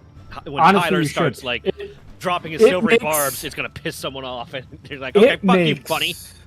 It makes the combat so much more interesting for not only them, but you too. Like, as the DM, it gives you so many more options rather than being like, oh, I'm going to roll dice to see which one attacks which. Yeah. It's just like being able to, like, you're basically playing chess against them. Yeah. It's like you're not actively trying to kill them, but you're, like, trying to create a intense scenario being like, you guys could possibly die. Yeah. It's just like...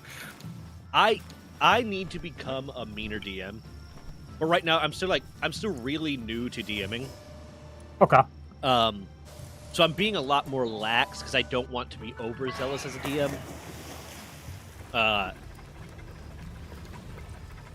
So I'm being a lot more lax and a lot less aggressive. And I think I don't know if it was you or Mask that I mentioned it before. A lot of times what I've started to do is I give them fights with creatures because they know what they're doing really well, and they have with creatures that are technically a little bit high on the CR range for them, like maybe one over, maybe a little bit more challenging.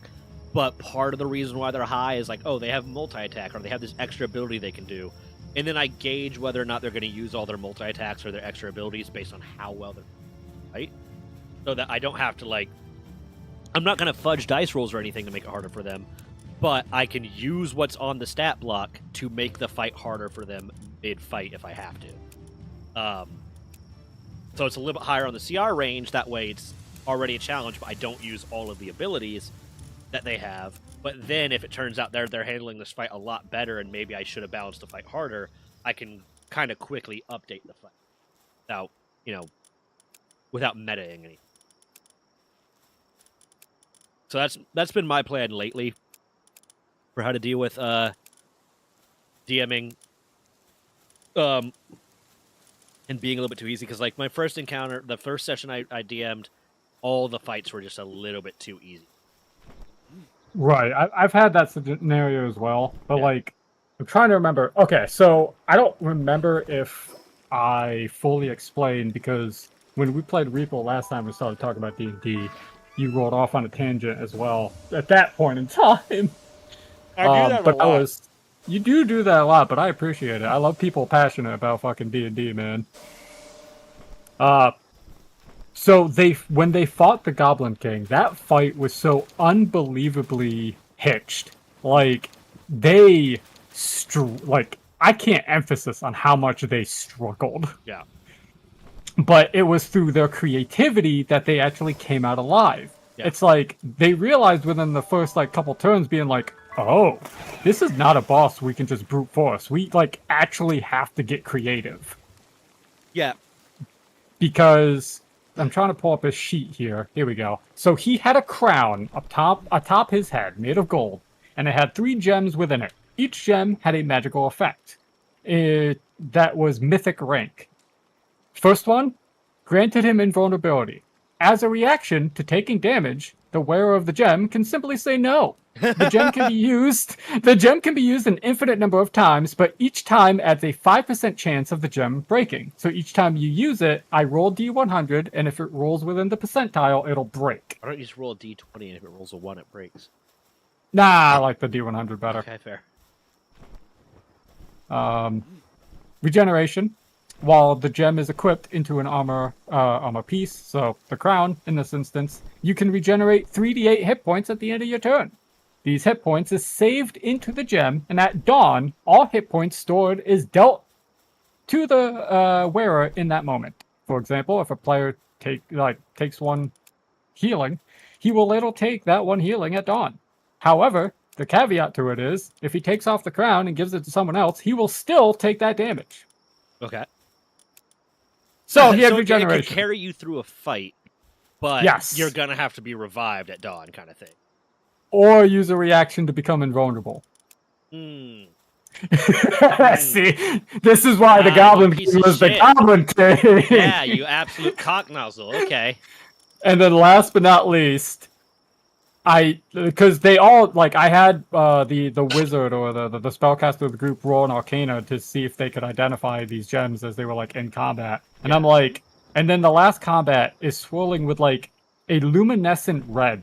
But the strangest thing is you can't quite get a sense of the name of the spell. Like, you can't really pull, but you can understand its effect. This gem fills the wearer with a strange power. You add your proficiency bonus to your damage, and all melee damage heals you for the damage dealt. I hate you. It was a gem of the gods, one of 6 stones, and yes, I have made the infinity stones in my universe. Of course you did. So you basically created a fight where the only way they could beat this fucker was by getting the crown off his head. Yes, Yeah. and that's exactly what happened. So the muscle of the group, his name is Gronk. He is a giant grizzly bear. Picked up the gunslinger fighter, threw him at the boss, and as a reaction, he did the gunslinger did a acrobatics check to basically do a front flip and try to grab the crown. He missed the first attempt, slamming into the Goblin King, but it was immediately his turn next. So he used another attempt to take it off. He used his weapon, and at the butt of his gun, he has a... So I have these items called Ethereal gems. They're basically gems that you can put magical effects into it. Okay, you fucking He- Bitcoin shill. You fucking Yeah. crypto bitch. Well, no. Think D&D enchantments. I know, I'm just being a dick. Not D&D, sorry. Diablo enchantments. The Yeah. sockets. Yeah. So this gem had a knockback spell There's a in it. cryptocurrency called Ethereum. That's the joke I was going for. Oh, is it? Oh, Yeah. I didn't know that. That's Okay. very funny. No, so Ethereum Gem's like a really like important resource, Yeah. like mineral. It's basically condensed magic. Like Yeah. that's essentially what it is. It's crystalline magic. But yeah, so he had a knockback gem on the pommel of his pistol. So instead of trying, because he knew he couldn't like strength check this crown off this king's head. Yeah. So he's like, you know what? Fuck it. I melee attack with my pommel, and he fucking aims for the crown and fucking blasts it off his head. Okay. And I'm like, there you go. Now you're doing it. And like another 2 rounds go by, struggling. The king's trying to get his crown back, but the gunslinger just manages to get the crown from him. And like on his turn, he's like, I slowly put the crown on my head. And I'm like, oh boy. And from there, the fight completely shifted around because the ranger in the group hits for like 30s to 40s each turn. Yeah. What level are these guys? I believe they are now 8, but I believe they were 6 at the time of fighting this boss. But I have homebrew feats, and I have like some really busted feats. Yeah. Because I told him, I'm like, so this is a hardcore world. I will be throwing some crazy shit at you. Don't feel bad about like making broken shit. Because it won't be as broken as you think it is. You're gonna have a really bad time, so you might as well. Well, I told him, I'm like, I encourage you to try to break the game. Yeah. So I have a homebrew feat called Momentum, and the prerequisite is being able to use a ranged weapon. And when you make a ranged weapon attack or spell, you will gain plus 5 damage for every 15 feet it travels. And there's no... That is there's not how ranged weapons work. It's momentum. It's using magic to increase the speed as it flies. Okay. Okay, fair. And there's no cap on this. So it will just keep racking up in damage. Yeah. And I'm like, yeah, I throw bosses at these guys that have like 200, 300 health. So No, I encourage you need this them to sort be a of little thing. bit broken, yeah. Absolutely. One of the things too I like that I've had previous DMs do. Why is it not giving me the destination info? Fuck. That I've had previous DMs do that I really like is creating like kind of bullshit homebrew feats based off of backstory or based off of like Oh yes. yeah, like I've done that. Yes. make my backstory matter. Yep. And okay, so I had one of my DMs had he was kind of doing a semi-hardcore world too. Oh my god. And he Alright. he did it so that he basically told us all, hey, make characters that have like they're commoners. They're not already warriors, they're not already heroes or anything. They're commoners, but their backstory would lean to them leaning into like 2 or 3 different possible classes kind of. Because you're gonna start basically as nobodies. And that's where originally I was making my warlock that was going to become trying to become a god for his campaign, but then that one never took off because that dude is the most unreliable person in the world. But he was really into one. If you have a backstory that leans to you having some sort of specialty, he will create a homebrew feat for you. Or if you give yourself some sort of detriment. That was also where my halfling chef character came. Because he's like, listen, have 2 or 3 different characters because you're probably going to lose one. And we just want to be able to roll into it real quick, like. Right. But he doesn't think, like, if you give yourself a backstory, I might come up with a feat for it. Or if you give yourself a detriment that is logically based on your backstory, then I will give you a bonus for that too. So one of my characters, he was my himbo fighter. He was... Hold on. Fuck you. Basically, he lived in an area that was like between several different countries. So like right dead center in between several different countries. But he was just a farmer. That's all he did with his life. But he was constantly getting conscripted into armies off of different sides because he was right dead center in the middle. So whoever happened to own his area at the time, he would get conscripted into their army. So he is a veteran of many, many wars, but he was never conscripted into a combat role. Okay, see you, Patronus. He was never conscripted into a combat role. He was always like, oh, he was an officer's Batman, or he was a chef, or he was, Okay. he dug Yeah. the latrines. So he doesn't have a combat background, but he was a farmer. So he is kind of a big dude that's scarred up and cut up, and people hear about him having this, Oof. military history. So they all Yeah. assume that he is, some badass fucking combat vet dude. But in reality, Right. he's just a farmer. But because of that backstory, one of the things he got was basically an affinity with any sort of deception or persuasion checks that would be about him trying to integrate into, like, oh, I'm gonna go infiltrate this group of guards and try to get information or something, because he got so used to being conscripted into different armies and shit that he had to integrate really well. So he's really good at that. One of the detriments I gave him is he came back from war. He wasn't he has PTSD, but not from being in combat or anything. He came back from the war and found his husband and their adopted child and their entire farm burned down. His husband and his adopted child like tortured and shit like that. So he has horrible PTSD from that. So he got both an advantage and a disadvantage of it. He could fly into a blind rage, so basically a barbarian's rage for free kind of thing, if certain situations happened, if like the story progressed in a way to make it happen. But he also would lose all self-control and enter into like a violent rage if he heard, like if he was trying to infiltrate a group of guards or something like that. And he also doesn't get like, he's more likely to wake up exhausted. Okay. But like if he was trying to infiltrate a group of guards or some shit like that, and one of the guards was talking about, yeah, I'm married, but what happens in different lands happens in different lands. What's Oh my happens in God. Vegas. So if he hears about someone cheating on their wife or their spouse or their husband, or they don't like kids or something, like, he would just PTSD triggered. He flies into a blind rage, and the party's either gonna have to save him from being attacked by 5 guards or pull him off of those guards, depending on how well the fight goes, kind of thing. So it was like a Right. thing that was about my backstory that he worked in a feat for it, and it was like, okay, this is really cool. And and there's a few other ones. I'm not going to go into all the characters, but I like that. I like when they work in, because I ask every single time I do certain roles, like for my divorce lock. I'll be like, okay, given the fact that I grew up in a cult and have a lot of religious knowledge, do I get any extra bonus on this, or is there any extra thing that comes from this? And sometimes, depending on the DM, they're like, oh, well, no, or No, They- you should 100%. or they lower my DC compared to everyone else's count. And sometimes it's Oh, like, okay, yeah, okay, you would just, yeah. yeah. Sometimes it's like, no, you would actually just know you have a background in it. Because for like my ranger is a interdimensional monster hunt, specifically for like pest control.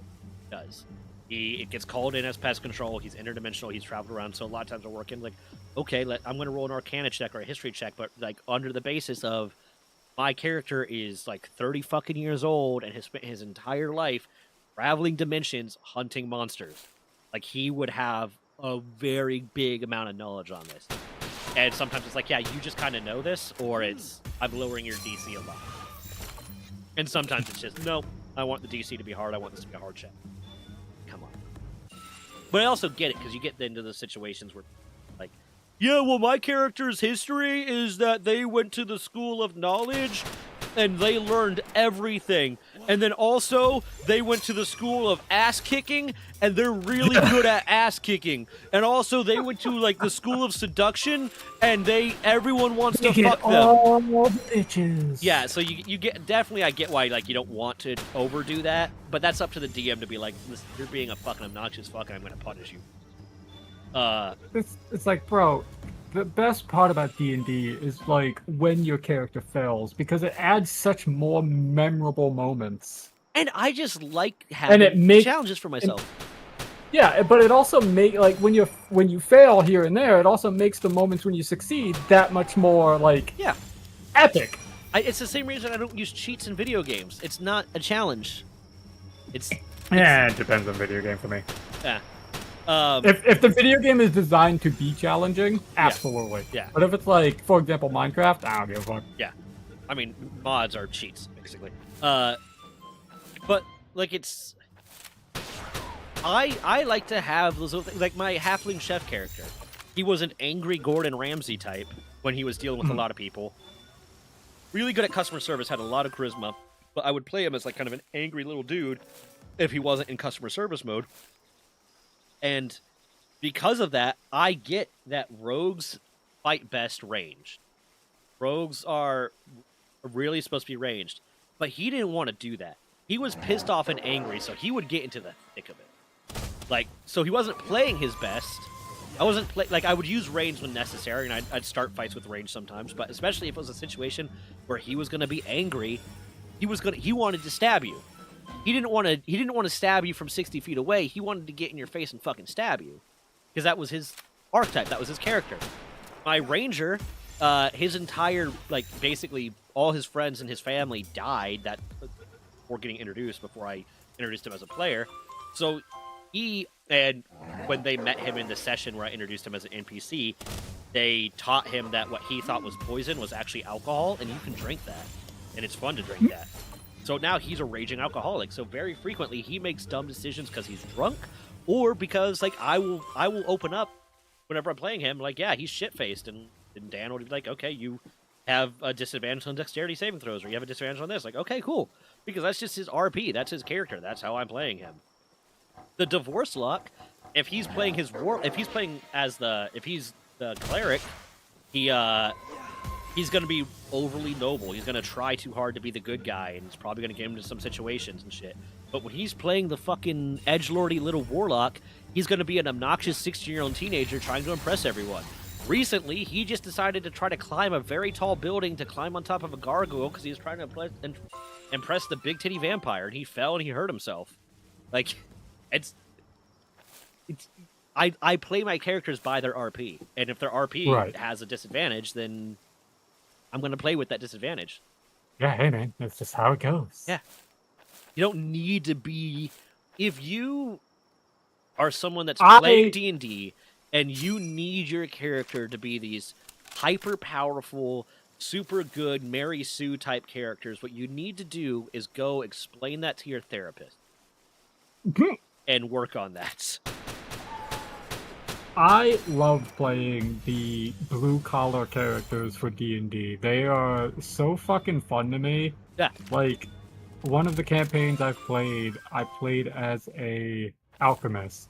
And I just fucking, as the party, did combat and whatnot, I was just going around giving healing potions, because I could make healing potions. Yeah. So I'm just I'm not much of a fighter, but if you defend me, I'll keep you alive the best I can. Yeah. I love that.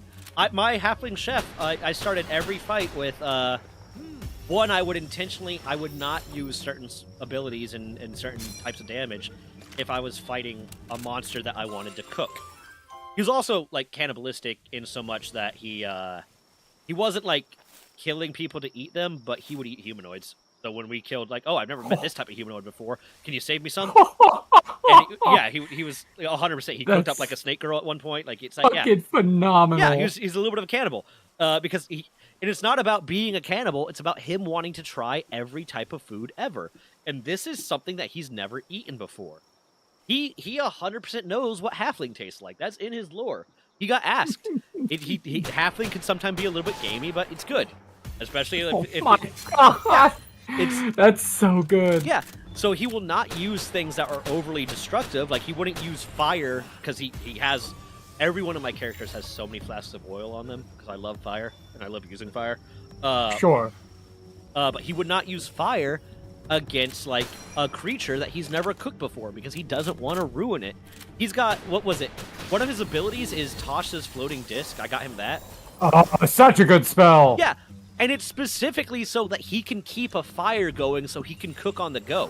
While they're traversing, he can be cooking food. That is the sole reason I got him that. All of his abilities are based around the concept of cooking. He has Unseen Servant solely so he has an extra hand in the kitchen. Oh my God. His familiar is a rat named Remy. And the DM did let me work in that if I can get Remy on an enemy's head, they have to do, and that enemy has hair, they have to do a wisdom saving throw or be charmed. Yeah. Oh, that's so good. Yeah. But there's a lot of, but then after every fight, he has chef tools. He has a few other things. So since he has chef tools and proficiency with him, he can cook meals that add temporary hit points and can do Bro, a little bit of healing would- stuff like that. I would have absolutely loved to run a campaign with this character. You Oh, he's kidding me? great. Yeah, he's fun. I love the character. I just wasn't enjoying playing him with like the party I was playing with. just With the because- party, yeah. It Yeah. really all comes down to that. And it might have worked a little bit better if we had like if we were doing a campaign instead of the way we're doing it, because then Mhm. it would be easier for the singular DM to be like, okay, I'm going to work in some stuff specifically for this character kind of thing. But I'm definitely gonna play him again if I get into like a group that is doing a singular campaign kind of deal or whatever, because I love the character. He's a lot of fun to play, and since he's an arcane trickster, I get spells and I can be tricksy. But like at the beginning of every day, he cooks breakfast. He takes whatever they killed the day before, he cooks up a breakfast, and when Dan is DM, he let me roll like dice, and depending on how well I rolled, it might have some effect or some shit, and I can keep the snacks. I was able to use cooking as like persuasion kind of thing. Like if I cook someone a meal and the meal went really well, they would like me a bit more, so they might be willing to give me some information kind of deal. Absolutely. When I would like talk to other people, when I'd be investigating other people, I'd be talking to other chefs. Like at one point, I went to a tavern and was talking to their chef to gain information. And since I was another chef, I was able to talk to them in their own language, and like he was more likely to be friendly with me. Like there was stuff that worked in with it. I enjoyed playing him. I got tired of him being the butt of the joke. Like, it got to the point where he was getting shit on a lot. And just kind of ignored. And I got tired of the fact that there was nothing really being worked in for him. Right. It was all kind of stuff that I pushed the DM to, kind of thing. Where I would be like, okay, well, is there a tavern around? Yeah, there's a tavern. It's like, okay, I'm going to go to the tavern. I'm going to talk to the people. Like, can I get back to the kitchen and talk to the chef and maybe help him prepare a meal?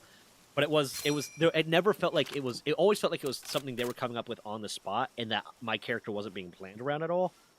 Which the fact that I gave my character such restrictions and such dedication to like playing by his RP, it was not as fun for me with him not being considered in the planning of a session, and then the fact that he was just kind of becoming the butt of the joke and getting shit on, and everyone else was like, let's just ignore him, just ignore that guy. It's like, okay, come, let me do my RP real. So the planning I do for my campaigns is all character sheet based stuff. Like Yeah. I have the plot kind of planned out, but whatever happens during a session is on the players. Like if they derail, I'll fucking shoot that shit. I'll improv that till the fucking end of the session. I got no problem with that.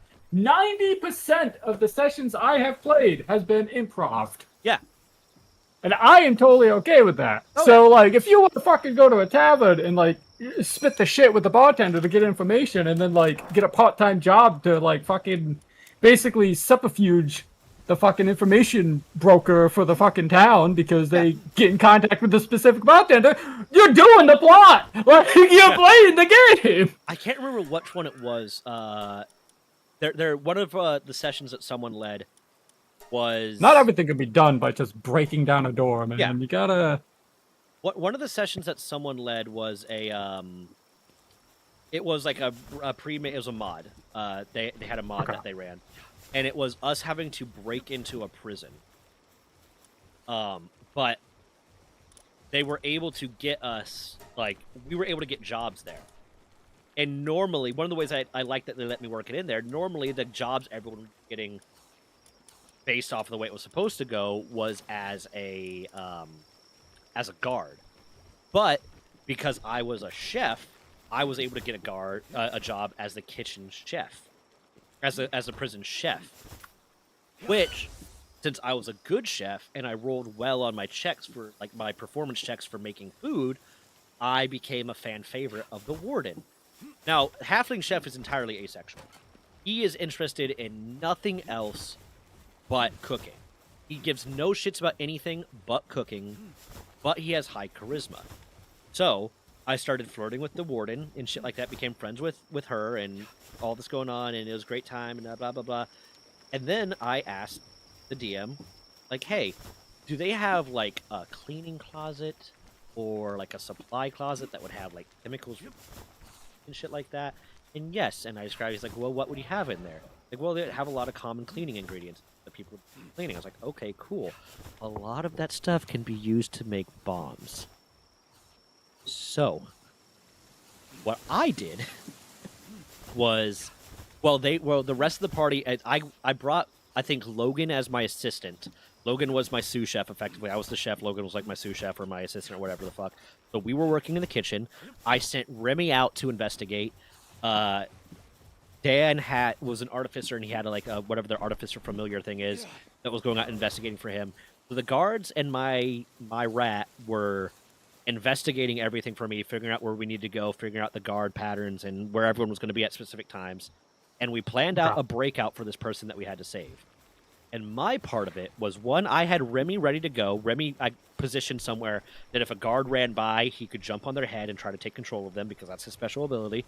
Because Remy from Ratatouille, in case you guys weren't getting it. Of course. Yeah.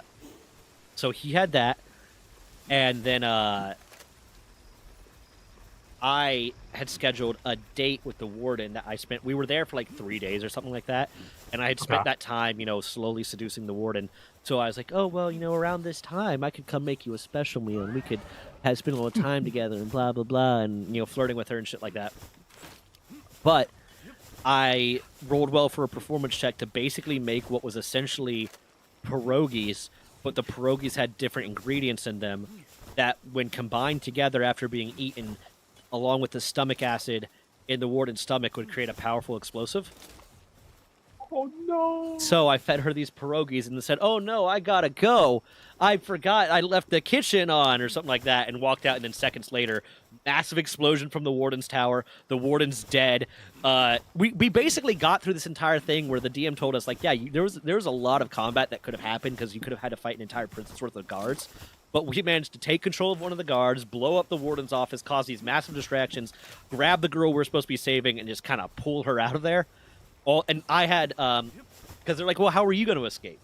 Like, you're going to be in the center of the prison while we're getting everyone else out, and you're going to have to climb down this warden's tower and blah, all this different shit. It's like, yeah, but I have gloves, I have the slippers of climbing or whatever, so I can just walk straight up or down walls. So I just they were all distracted over there. I just climbed up the wall, walked around, and escaped the prison.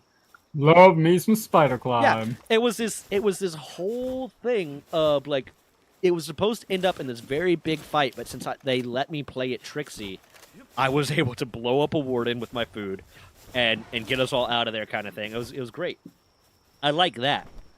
I like those types of things where it's like you can do this in an entirely tricksy kind of way. So that was like one time where the fact that my character was a chef played really well into how we were able to play it, just because Played how you wanted to play it, Yeah. And that's literally like the most important thing for like D&D is having fun with the character. Like, yeah. Like that Mammoth you says, you gotta imagine play them to D&D as a be. character rather than as a comp build. Yeah. Yeah. Like, that's what I tell my new players all the time. Whenever like we get to a campaign and like we're like, all right, we're gonna make new characters. Every single time I'm like, don't worry about comp. Just play whatever the fuck you want, and I, as the DM, will work around it. Yeah, it's to an extent, it's your job as the DM to make sure that it's being built around the players. I have a feature, or mechanic, whatever you want to call it. I have a follower system, so they will gain allies in all the different campaigns, and they can choose one to follow them in case like combat comes up. Yeah. Which allows me as the DM to give them like Ex Machina information, depending on how the I think NPC that's how rolls, stuff DMPC like that. should be. Like, having a DMPC that can guide the player. And then additionally, the NPC acts in combat with whatever it is they're kind of lacking the most of. Yeah. Like I have right now, the last session we just did, they retreated off this island because it's infected with these mutated like insects. And they're like, we don't have enough like manpower to like cleanse this whole fucking mining island. Yeah. So we're gonna go back, we're gonna stock up, we're gonna try to get some allies. And they get back, and one of the players hasn't been a part of this campaign before, so he made a new character. He made one of the races from the Crooked Moon book, a Deepborn. They're like worshippers of Cthulhu and whatnot. Yeah. Octopus people. Yeah. Anywho, so he is. What was he? He's a cleric of the Tempest. There is a Monk of the Shadow. There is my homebrew class, a puppeteer. And for those who have watched like animes like Naruto, it's basically Kankuro. So basically, it's a D&D class where you make puppets and you can control them in battle. But basically, it's a summon class. Is it using animated object as like a basis for the puppets? No, I have my own stat block. Okay. I made my own stat block. And on top of that, because basically the original idea of the puppets is I made a stat block for every single class in D&D. And on top of that, there is a question mark stat block called the Beast Puppet, where essentially if they see a creature out in the world and they study it, they can make it. They can make it as a puppet. Okay. But That's kind of cool. and this is all base stuff. Like this is all basic things for players who don't have creativity. The people who need like the information like handed out to them. Yeah.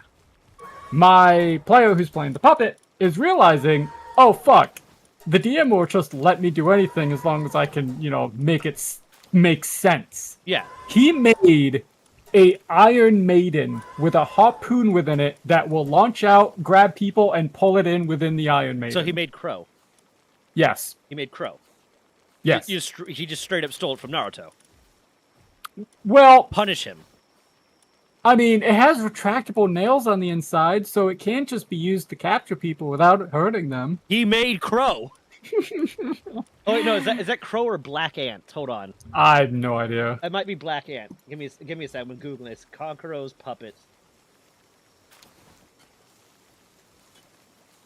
Because Crow's head pops off and becomes a knife. I think it might be Black. It's Black Ant. Black Ant is the capture. Yeah, but is it like is it an Iron Maiden? Like, does it open up and like can capture people? Like, Yes, does it like Black Ant can open up and capture people, and then it doesn't have spikes on the inside, but it has holes that swords can come through. Yeah, it's a coffin essentially. Yeah, It's and what it is at the end of the day. Crow will use its blades to stab through Black Ant. Yeah, so he made Black Ant. more or less. He's a little steel boy. He stole. He stole the idea. Can't have innovation No. without something to take from. No, that is the mindset of the sort of people that think Nintendo is wrong. But they are wrong. Who's saying that? Who in their right mind is saying that Nintendo is wrong? Not enough people, man. Not enough people. Definitely not me. Definitely not 20 fucking videos, like probably 30 hours of content at this point. No, it wouldn't be Hold 30 on, hours. I did my math. I Right. am Probably like 10 hours of content at this point. I sent you a pic. That is his puppet. If it's fucking Black Ant, I'm gonna lose. Oh, that looks like a Not what Baba you Yaga expected, huh? house. That looks like a Baba Yaga house almost.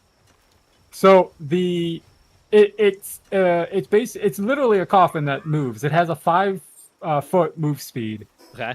and it's literally just designed to capture enemies because he came with the idea of being like, we need to like capture these insects so we can study them and figure out like what their deal is. I like that. And he is playing So the idea of the class for the puppeteer is it works very similar to Kankuro, where like you use mana strings to control them. But he's playing one of my homebrew races, the Mushroom, which is basically just more intelligent mycelium men. So instead of using those wires to control his puppets, he puts his own fungal strands into making these puppets, and he controls them telepathically. I like that. That's kind of cool. Yes. So all his puppets are basically a amalgamation of wood, metal, and fungal pieces. And 2 of his puppets, because he put so much work into them, became sentient. Yeah. Is because there they cultivated is and this like became... an ongoing campaign in the same world? Yes, so I have 3 main campaigns in the same universe. Okay. 2 of them are roughly on the same timeline, and the one I'm specifically talking about now is 3 months in the future. Okay. Basically, the other 2 parties are trying to set up, without knowing it, are trying to catch up to the first campaign, because in 3 months from where those 2 campaigns are is when shit hits the fan. It's basically when like the world is being invaded by this mutated insect species. Okay. It's an infection. Yeah.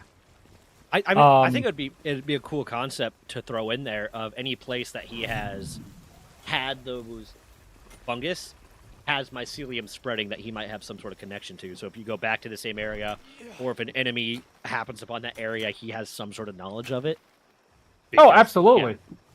But so how the race works is because the mushrooms, they, you know, they're asexual. So if a piece of them break off, they're gonna basically evolve and adapt into their own intelligent species. Like not Make species, him the but its own villain of the intelligent. next camp. Because now his mushrooms have taken over.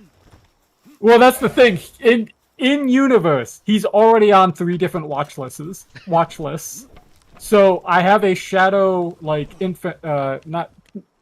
basically shadow government. But like the whole purpose is like fighting darkness with darkness. Like the entire thing is the way of the shadow. It's what the shadow monk of this party is from. He's basically trying to gather information on this, you know, unforeseen threat, and then return it to his master, his sensei. But they are basically shadow brokers. So he gave information of one of his allies, quote unquote, and being like, yeah, so I found this mushroom guy, and he can make these really odd contraptions. And needless to say, apparently he only started doing it like a month ago, and he's already got 17 of them.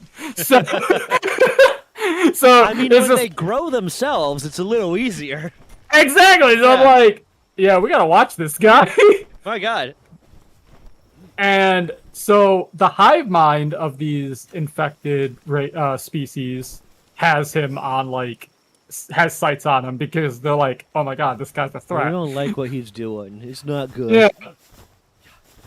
I had I don't know why that made me think of it. I'd asked Dan, our head DM, I was like, hey, is there a good way that I can make an artificer but biological? Like, I want him to be fucking around with biological stuff in people's bodies and his own body to create things, and he was like, I don't really know of a good way to do that.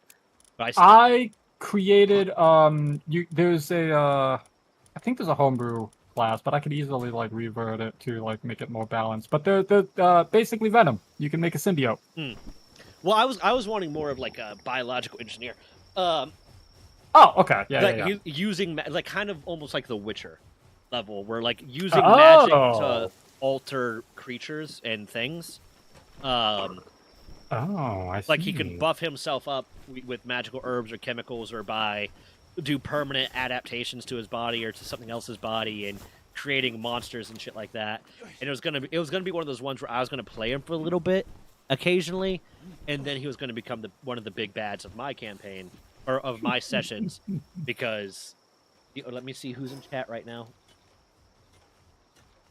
Okay, cool. Well, because one of the things that Malik, the head of the Cult of Kimla, is doing right now is trying to engineer species that are designed to worship him.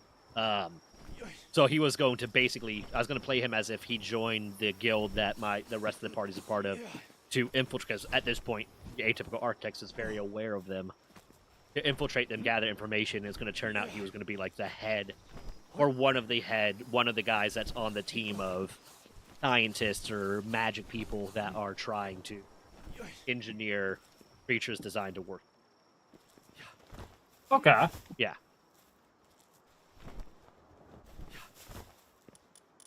So he was going to be a biological engineer using magic. So very, very kind of similar to like The Witcher, how they do it. Yeah, they're altering biology, and they have a concept of biology to know how to alter it, but it's all kind of based around using magic. Oh, interesting. Yeah, that's a really cool concept. I like Have you that. seen or played The Witcher? I have. Yeah, then you got a good understanding. Yeah.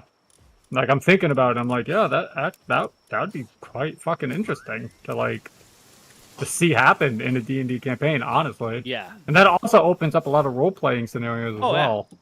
especially like similar to like, so it's become a thing in the party that all the players, because people have multiple characters, all the times a character knows Halfling Chef, like has met Halfling Chef and has interacted with him, anytime they kill a monster, like a new monster, like, oh, we'll bring some of this back for Halfling Chef, see if he wants to cook it. Because now every time like a session opens up, since I'm not really playing him anymore, he's just in the guild hall's kitchen. Cooking Right. Shit. He's just kind of doing his thing. So like I still play him a little bit RP wise, where people will be interacting with him. I'm just not playing him in combat or like that. He's not my character during the session anymore. Oh, I've had situations like that where I've had players play both their, Yeah. or like play multiple of their characters. Yeah. So like I could try to work in a similar thing with him, where it's like, oh yeah, I need to let's leave this one alive. I'd like to experiment with it, kind of thing. Oh, this is an owlbear. Yeah, I know how owlbears are made. I wondered if I could undo the owlbear. Can I switch it into an owl and a bear? Let's figure this out, kind of. So like a lot of RP opportunities there, and then at some point there will be the turn where he betrays the guild, kind of thing. Oh God, there's Pop Badger in here. Yeah, we're gonna make okay. There's an owl bear, but have you considered a crow badger? Because we can do crow badger. Crow Badger would be sick. Wait a minute. Yeah, right. Like a little mini owl bear, but crow I'm gonna badger. write this. I'm writing this down. See, there you go. You're welcome. My There's crow badgers and raven players badgers. are gonna hate you. Yeah. Here's the rule. You got to follow with this because I created it. Crow badger. There's crow badgers and raven badgers. Crow badgers are less intelligent and smaller, but form bigger packs, and raven badgers form mated pairs, but are larger and much more intelligent. Crows are intelligent. They're not as intelligent as ravens. Mm. So the crow badgers are still going to be Agree smart. to disagree. No, like scientifically, like with testing. It's been shown.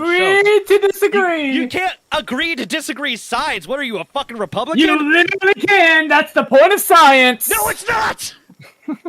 That's not the point of science!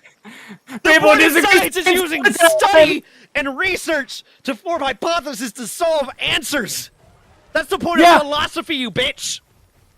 And how did they get to that point? Because someone argued that they couldn't.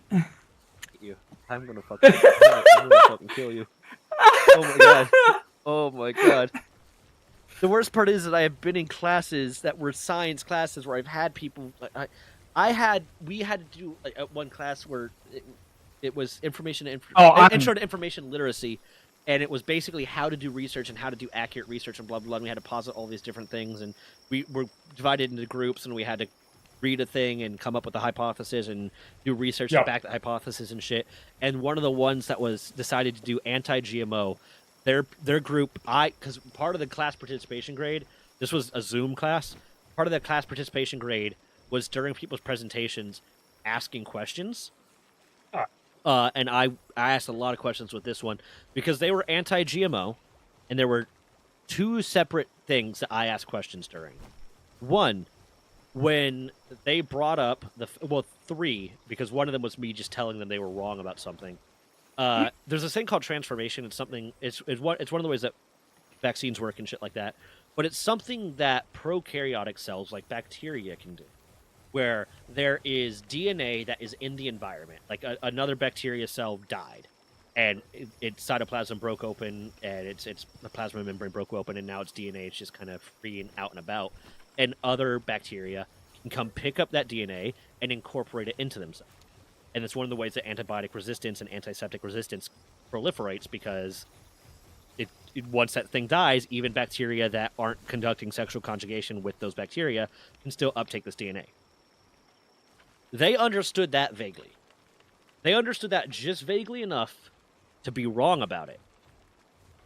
Because what they posited is one of the reasons why GMO is bad is because if you eat a genetically modified thing of corn, then your cells might uptake some of that genetic material from the corn and transform you into corn, or have some of the DNA from the corn. Because they understood the concept of transformation, and they understood that this is something that prokaryotic cells can do, and one of the reasons prokaryotic cells can do this is because they don't have a nucleus, so all of their DNA replication processes happen just in the cytoplasm, unlike eukaryotic cells like animals have, that are fucking, and pretty much everything but bacteria and archaea have, where everything is done within the nucleus, so we don't have to risk that happening. So I asked the question. I did a little raise hand thing. So, yeah, Zach, what's your question? And I said, so you're positing that one of the reasons GMO is bad is because this information, this genetically modified information, this DNA, can come into our cells and mutate us. And they're like, yeah, that's one of the concerns for it. That's one of the concerns that we're seeing for it. And I said, have any of you ever eaten beef? Well, yeah, we've eaten beef, and we've all eaten beef. And like, have you turned into a fucking cow? Like, I immediately look over, and I look over at like the instructor screen, and I'm like, Yeah. I just said that in the middle of a class. I'm gonna get in trouble for this. And the instructor, this heavyset Indian dude, was just kind of like laughing and like covering his face so you couldn't see his laugh. I was like, okay, I have a little bit of free reign here. Cool. Right, I gotta pass. And then, okay, so there was that. That was one of the ones that pissed me off. At one point, when the instructor asked the question, like, okay, well, where did you get your research from for this? Because you're saying a lot of things that don't seem to be the commonly held belief behind this. So where did you get your research for this? And mind you, this class, the primary purpose of this class was how to do scientific research and ascertain which sources are vetted sources, which sources are good, which information is good, how to read research and understand whether or not it is biased or being funded by someone and that they're using specific language to get around the fact of saying something because of who's funding it, kind of thing. It's about 100%. It's about doing accurate research. Yeah. And their response to his question of where did you get this research was, well, it was really hard for us to find any research that proved our hypothesis because not a lot of people are talking about it. As in, not a lot of people were talking about from a scientific standpoint of why GMO is bad. Want to know why? Because all the science says it's good. So I raised my hand after they said that and asked the question, have you considered the fact that you could not find any actually vetted scientific research that is proving your hypothesis right, as maybe meaning that your hypothesis is wrong? And they're like, whoa, blah, blah, blah, and like, again, I look over and the teacher kind of stifling a laugh. And then one student pops in with like, oh, despite the fact that some people are being kind of harsh to you on this and blah, blah. It's like, no, motherfucker, I have more to say. And then the final reason they gave was, and I didn't really respond to this one because I wasn't opening this rabbit hole, of why GMO is bad. And this is, again, a scientific class as well, because if God wanted us to genetically modify things, he would have already made them that way. And I hate that excuse. Yeah, I lost my shit. I was like, I didn't say anything because I was like, yes, of course, you're losing the argument, so let's resort to fairy tales. Yeah, it's listen, you're free to believe in God whatever you want, but if you're asked to give a scientific speech on why something is a way it is, do not resort to God. Actually, you can resort to God. Just give me a scientific explanation. Yeah, you can say that this is a reason, blah blah blah. Because I know someone that has their PhD in neuroscience. I don't remember what field of neuroscience it is. I think it's cognitive behavior or something like that. They have their PhD in this, and at one point, this was before they got their PhD, but at one point, we were talking about sentient and animals and whether or not animals have a level of sapience comparable to humans, or if animals are capable of, if certain animals are capable of, which. Actual scientists, yeah, some of them have near human level intelligence or young human level intelligence, but they're approaching that. And there's some belief that octopi and maybe dolphins are getting to the human level intelligence. Ravens have a level of intelligence that is it's not adult human level, but it is child human level to some extent. Blah blah blah. Some dogs have higher level intelligence, etc., etc. Oh, fuck this. Yeah, foxes. One of the big things that determines. Foxes are known to have the intelligence roughly around the age of a 4-year-old. Yeah, it's a lot of animals have like level of intelligence, and then there's like sapience and intelligence and self-awareness. Do these animals have? Are these animals able to learn to do something, or are these animals problem solving? Because there's a difference there. Ravens There is a have difference. shown an ability to problem solve. A lot of animals have shown the ability to recognize patterns and say, okay, this works. When I do this, this thing gets solved. If I press this button, I get food. Ravens have shown the ability to solve problems, to use information that they have gathered and solve a problem they've never encountered before. Yes, I like to equate it to basically our societal terms of it's book smarts versus street smarts, essentially. Kind of, yeah. It's have you learned to change your oil, or have you learned why you have? Exactly. Yeah.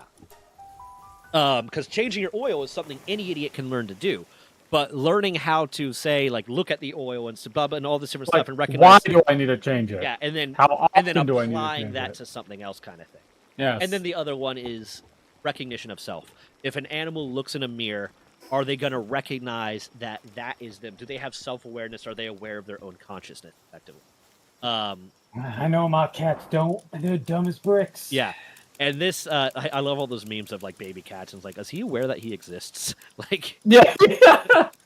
is that cat aware that he exists? So there was something that you said about like the argument section where you had that person being like trying to argue, being like, oh yeah, well I couldn't find anything that says this is bad. Yeah.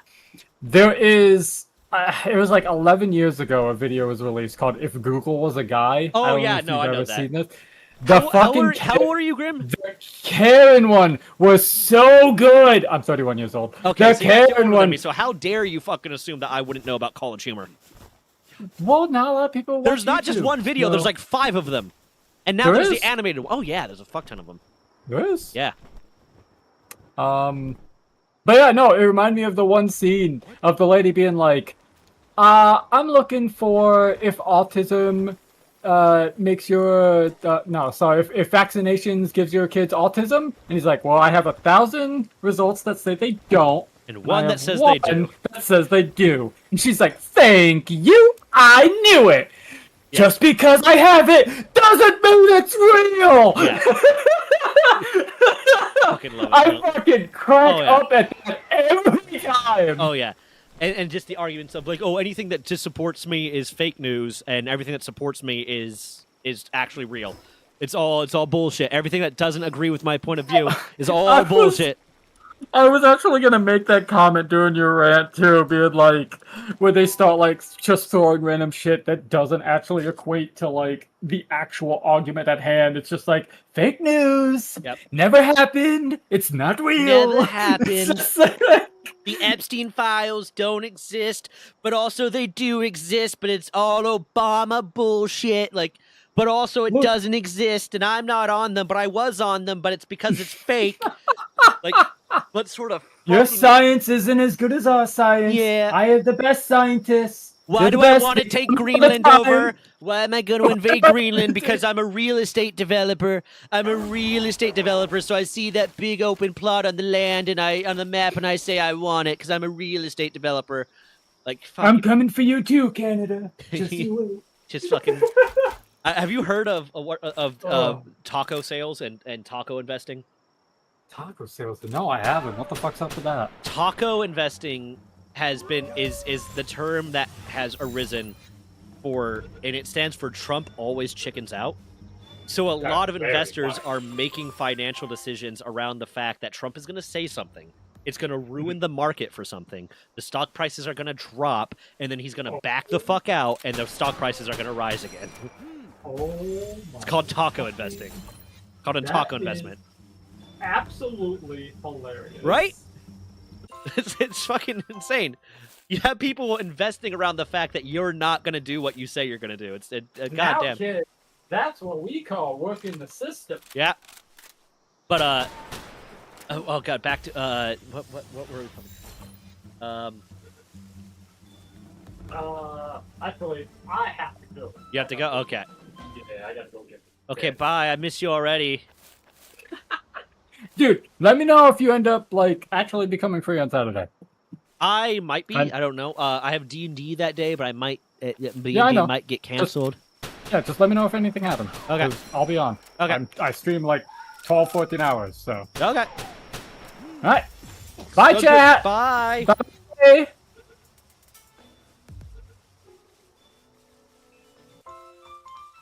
Okay, I got about another 40 minutes.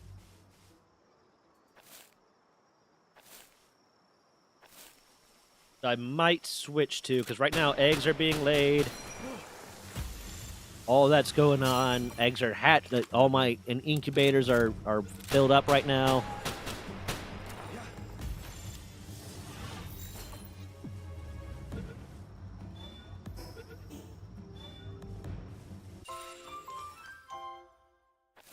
I need to get some more sweet hair real quick. I'm gonna need that for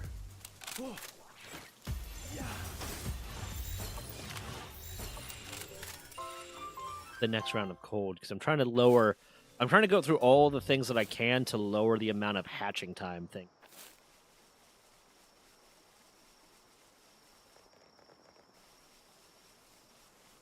And cooling adds a bonus to that. But if someone wants to hop on for some repo here soon, because I think I'm pretty much at a standstill. I just have to wait for the next round of eggs to hatch.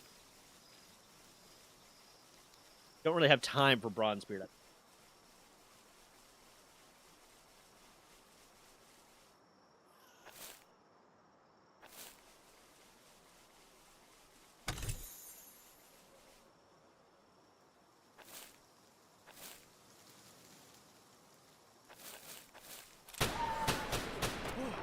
I have another 5.5-hour drive ahead of me.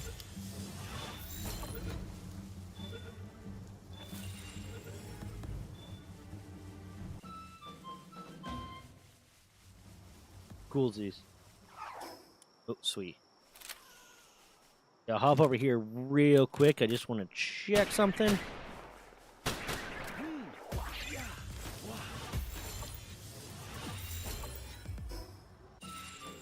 Only got one sweet hair from that.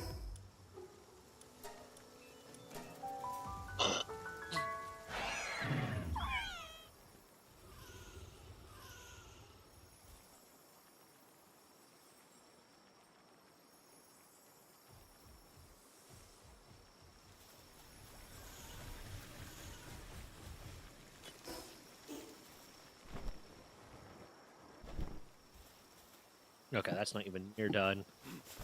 I don't have enough to get another one of these.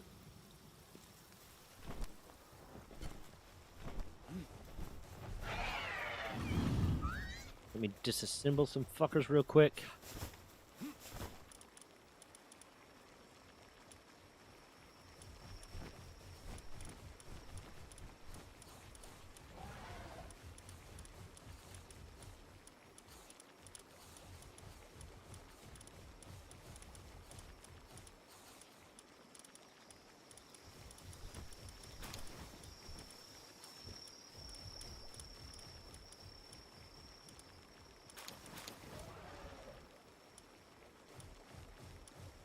Okay.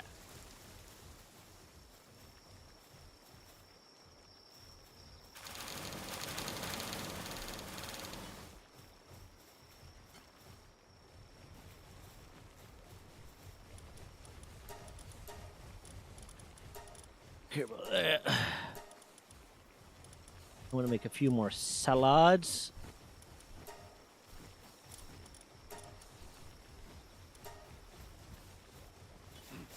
Have them make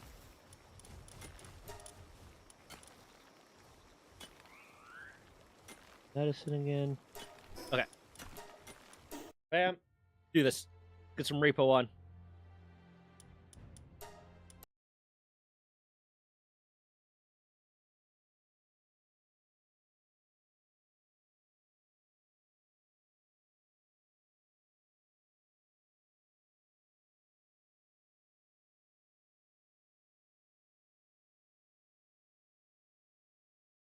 Go ahead when you open Thunderstore, hit update all, because I'm about to.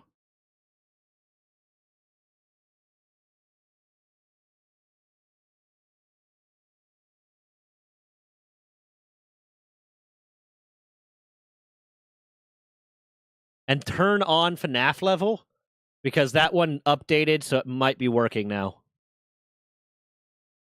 And I like the FNAF level. I'll be right back. I gotta piss.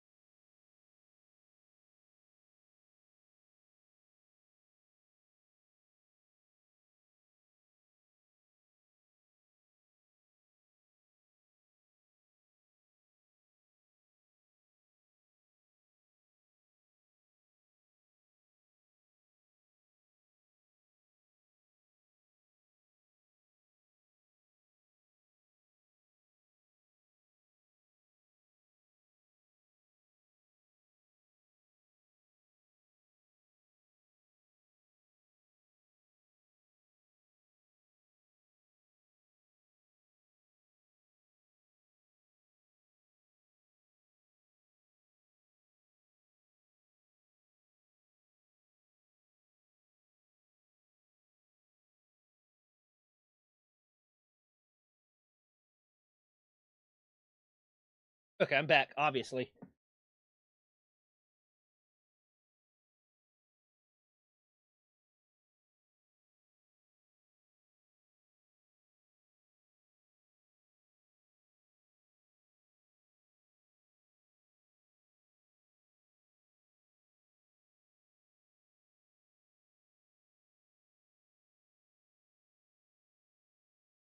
Damn.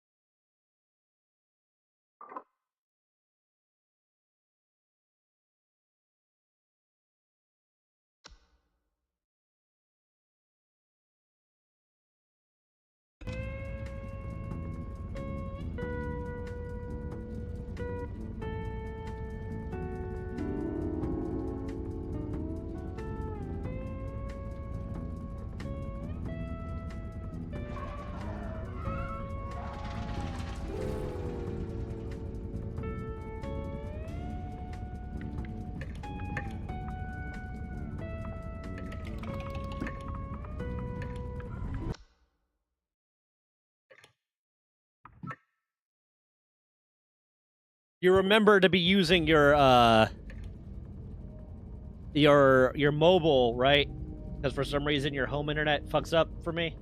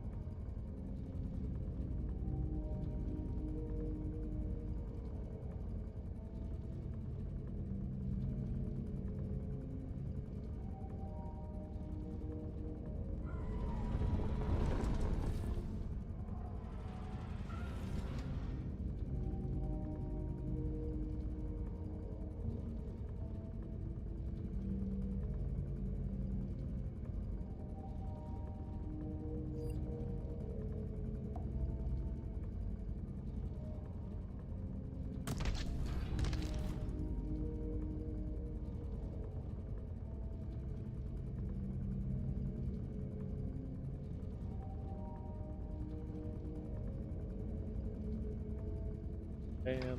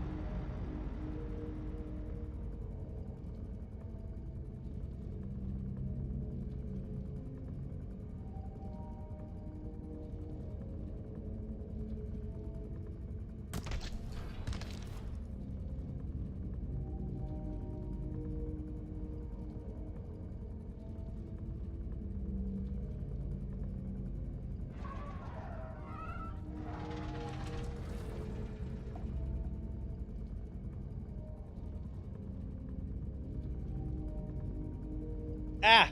Oh, fuck, I forgot to switch the game over. Hold on. I forgot to get the game capture over.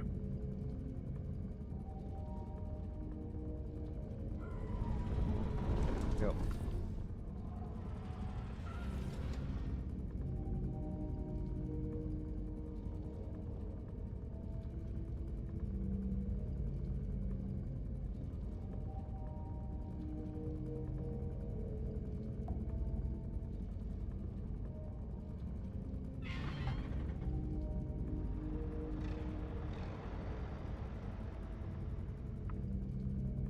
Bitch. How's it going? Bitch. Bitch. Oh, Bitch boy. Bitch. How you doing, bitch? Oh, you know, just doing some bitch shit. That's all I expect from you.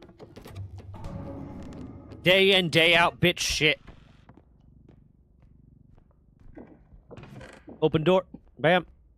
Whee! What are you doing back there? There you are. I was worried you crashed.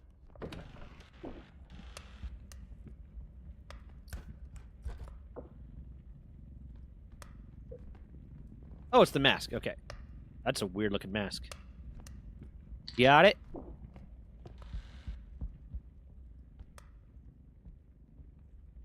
Don't break it. You break it, I'm suing.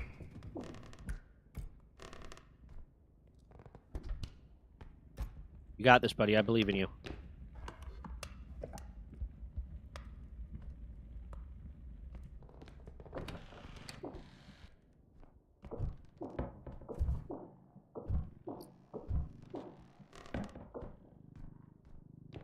Ooh.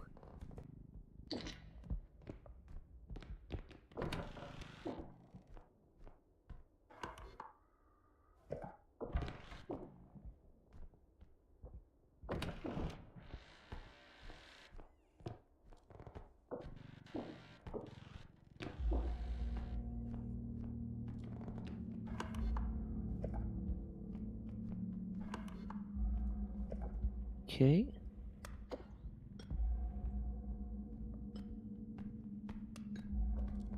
Got this.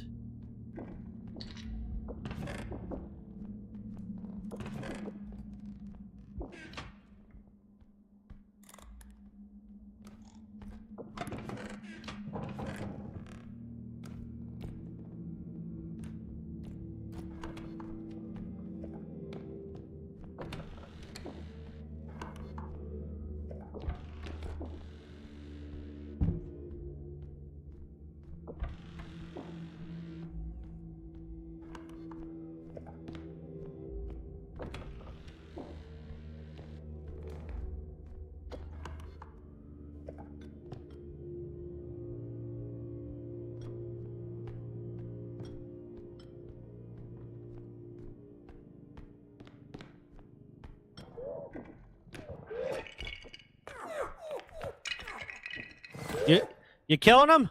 You got him? Good boy.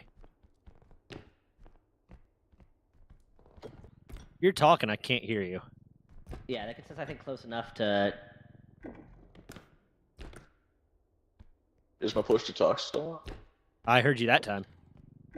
Ah, yes, okay. I guess push to talk still on. Trudge. I don't think anyone else has gotten kidnapped specifically. You got the trudge. What's the trudge? It's the big red one that sucks you in and beats the fuck out of you. Oh. Yeah.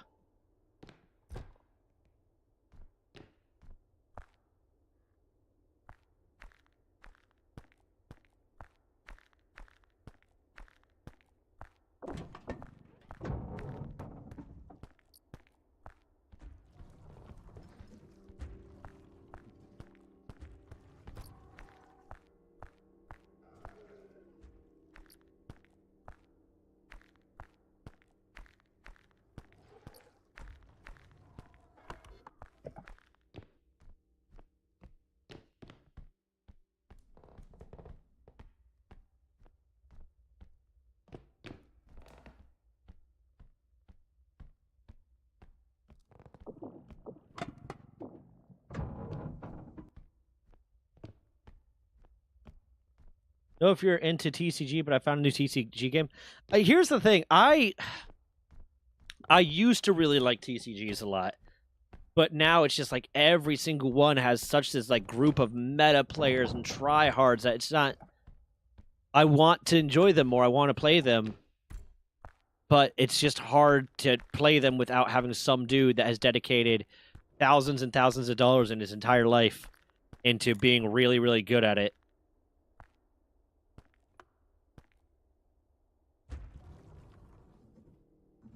If this guy could just fuck off, that would be.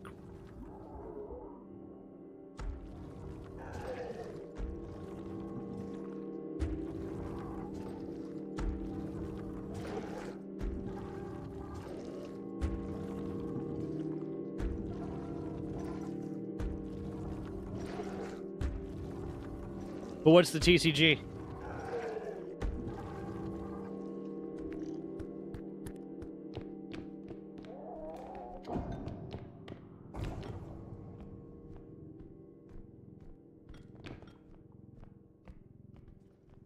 Dude, that guy just needs to fuck off. I hate when they hover around like the same area, but it's an area you have to go. That guy just needs to fuck off.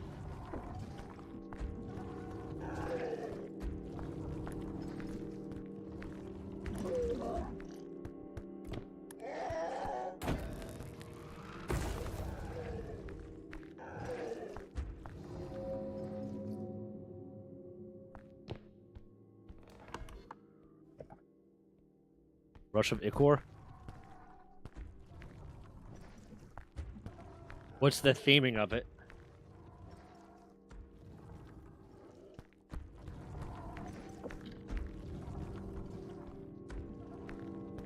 Fucker just decided to casually destroy $7,000 worth of value.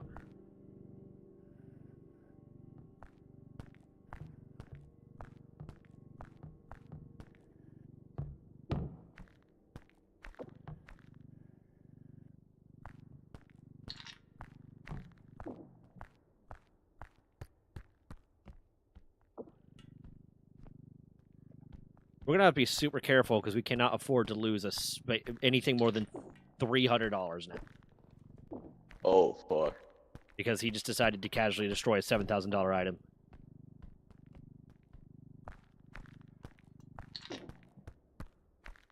At 25, we need 3,300 more.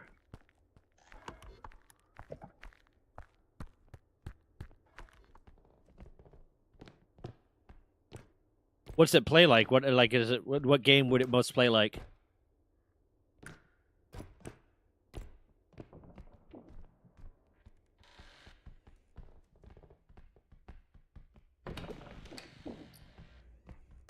Sanic the Hodgehog, Oh.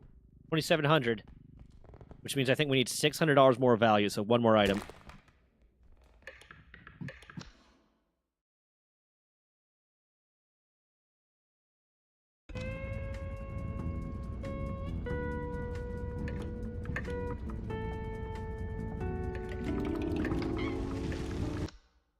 And get 2,800 on the 28,000 on the first day. Restart. I need that 2,800 for the strengths.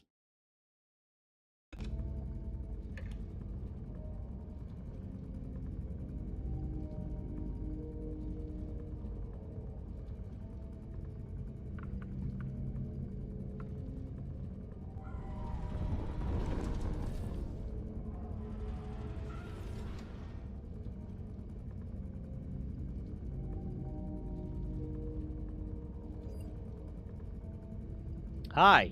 Hello. Man, That fucking Sonic I just saw the fucking thing exploded. turn Yeah. around and you just disappeared in front of me. Yeah. It fucking exploded out of nowhere for no reason. Okay, well we're self-destructing this one.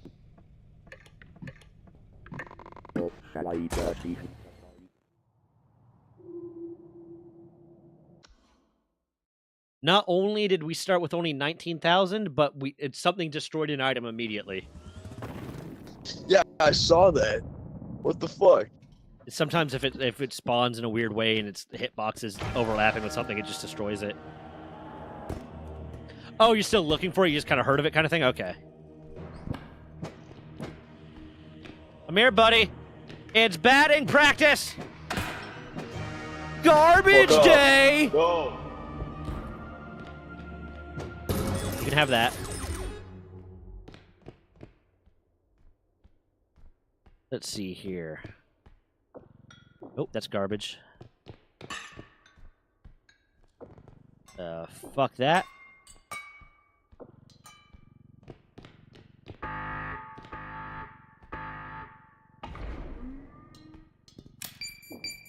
Goodbye. Oh. Okay, bye!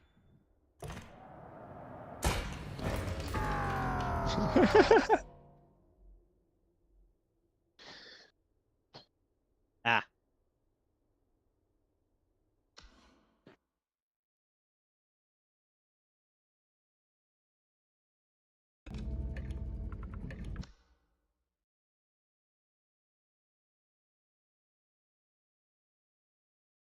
Only got like 20 minutes left before I gotta go. I hate Oh, day it's this one.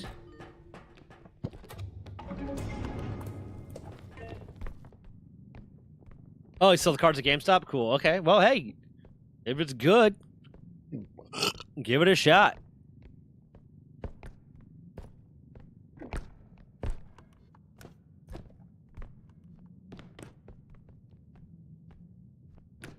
Fuck. There's nothing up there anyways.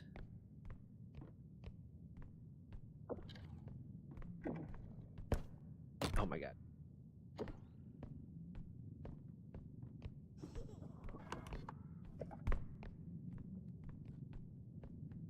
I'm here. Dooms. Head back. Done.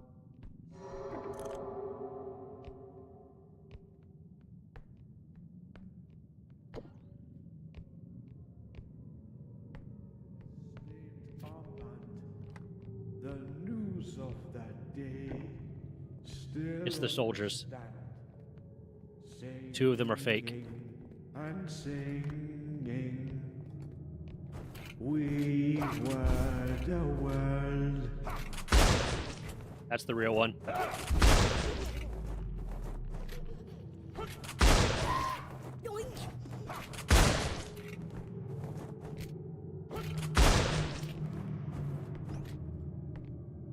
Some kind of end. More likely, another whistle. Magic.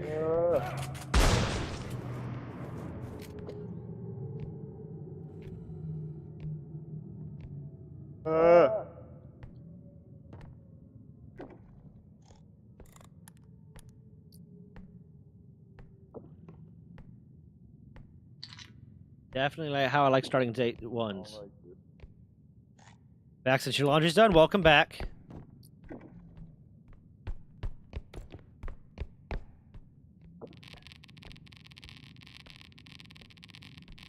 I need help with this cup.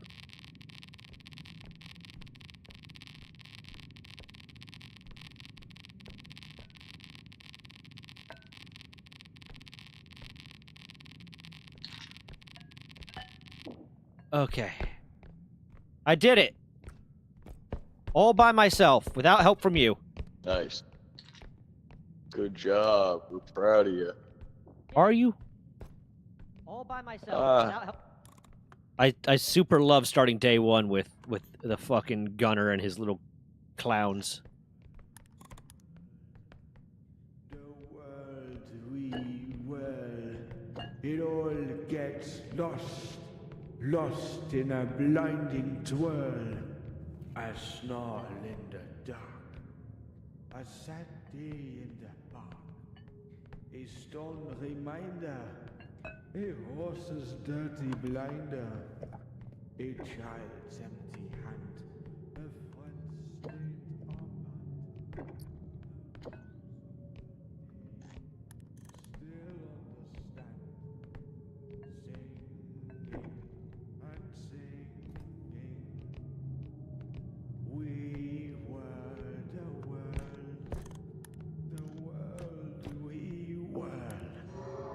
It all gets lost in a bloody twirl.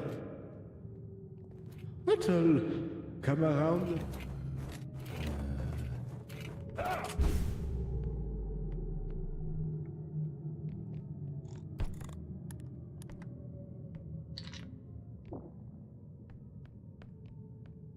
Okay, well, that was annoying. I agree.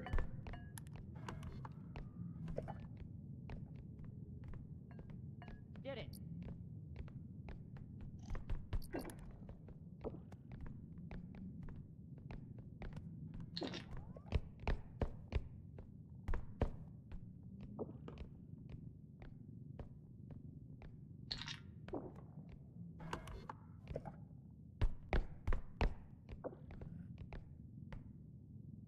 I got it. It's all me.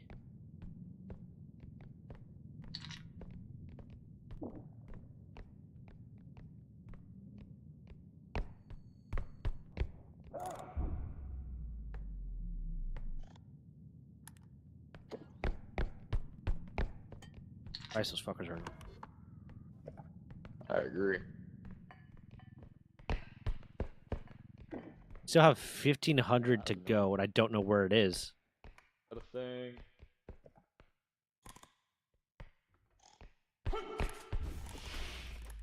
Okay, good. That was another fake one.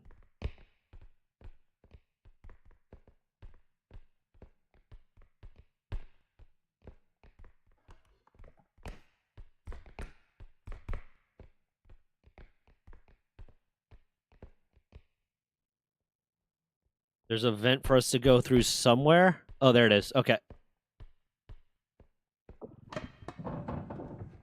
Daily, where you at?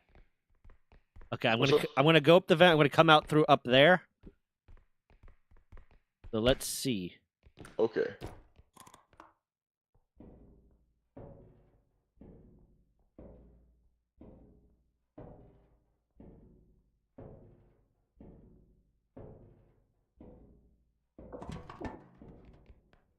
There wasn't shit.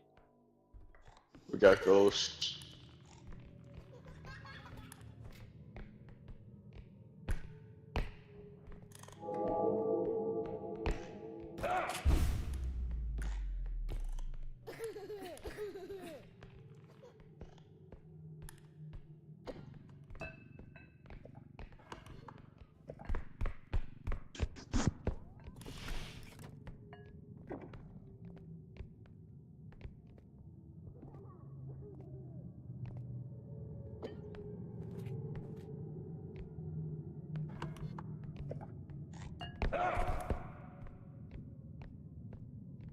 Do.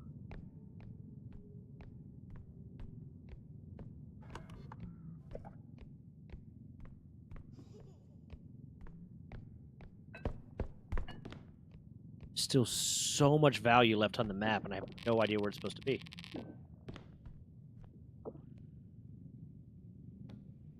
Get this out of there.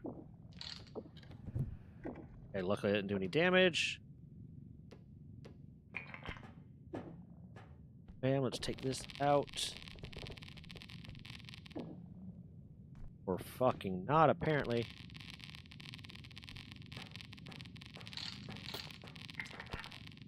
It only did a little bit of damage. Okay. Oh, what's this?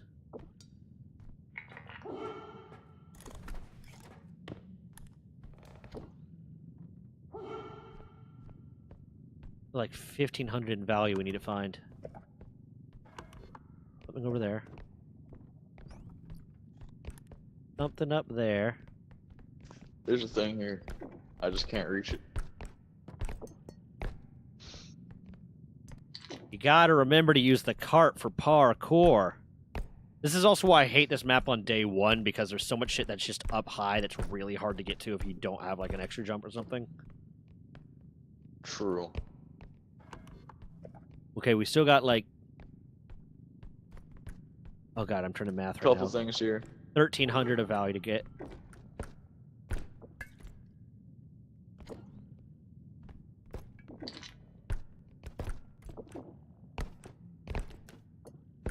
Ooh. Okay, that's gonna put us at 7 plus. We're at 22,2, which means we have about 9,000 left to value to get. There's something else up there again. 22, which means we have about What 9,000 if I left. lift you up there? Hold on. Let me try this 1 or 2 more times because I'm almost getting it. What if I lift you up there? Okay, do it.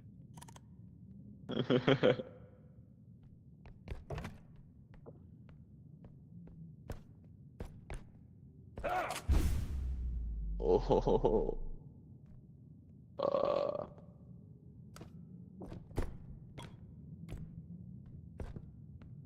Okay, I'm up here. No!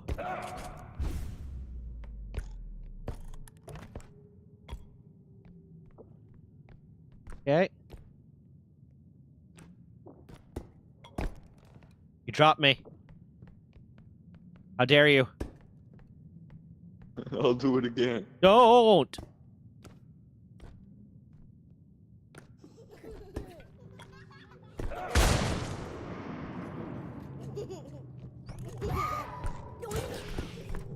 Ow. See the ocean, can't see the trees, so here I stay. 22, which means we have about 9,000 left of it. Dumbass guy.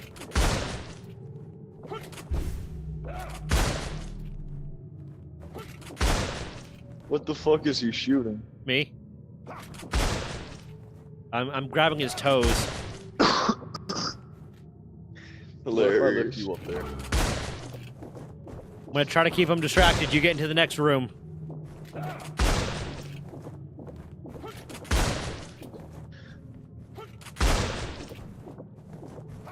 With the cart, you asshole!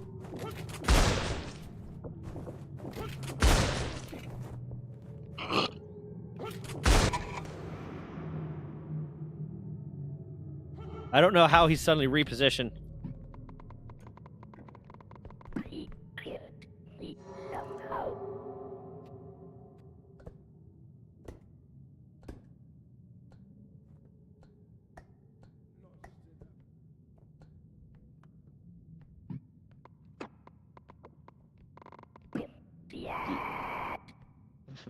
Do you want me to extract in that case? We can get the strength on the next level. Or do you want me to try to get the last shit? I don't have time for another day anyway. The fuck is he shooting? We were the world, we were. Oh dear. You okay? You okay, bud? What the fuck happened there? Yeah, I'm all good, man. I died. How'd you die? I got shot. Oh, I saw that, but how'd you get shot? He aimed at the right place and pulled the trigger. Man, I don't have good Garfield answers for you, attack. my friend. Garfield! Ah! No!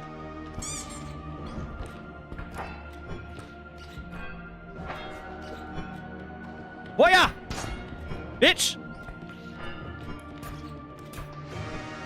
Bitch! Fuck off! Oh, fucker.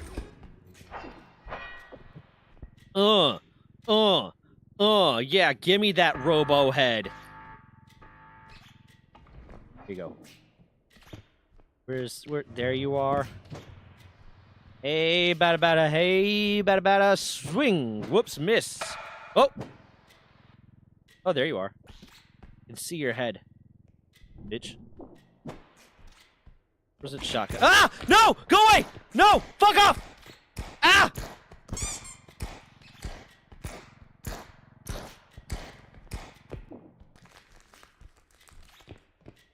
Where's that gun? You had a gun. Ooh.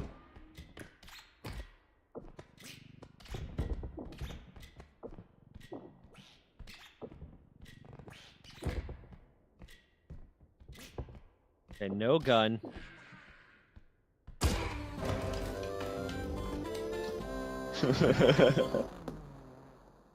Okay, yeah, I'm gonna have to go pick up Dez soon, so I gotta go.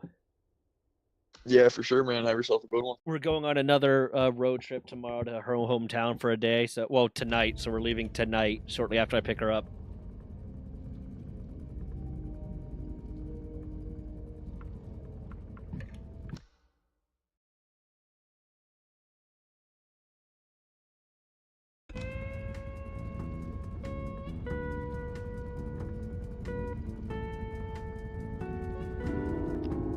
It's Rick.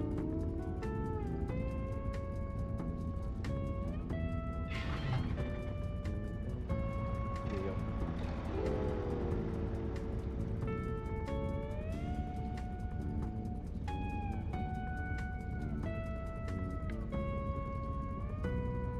Okay, bye everybody.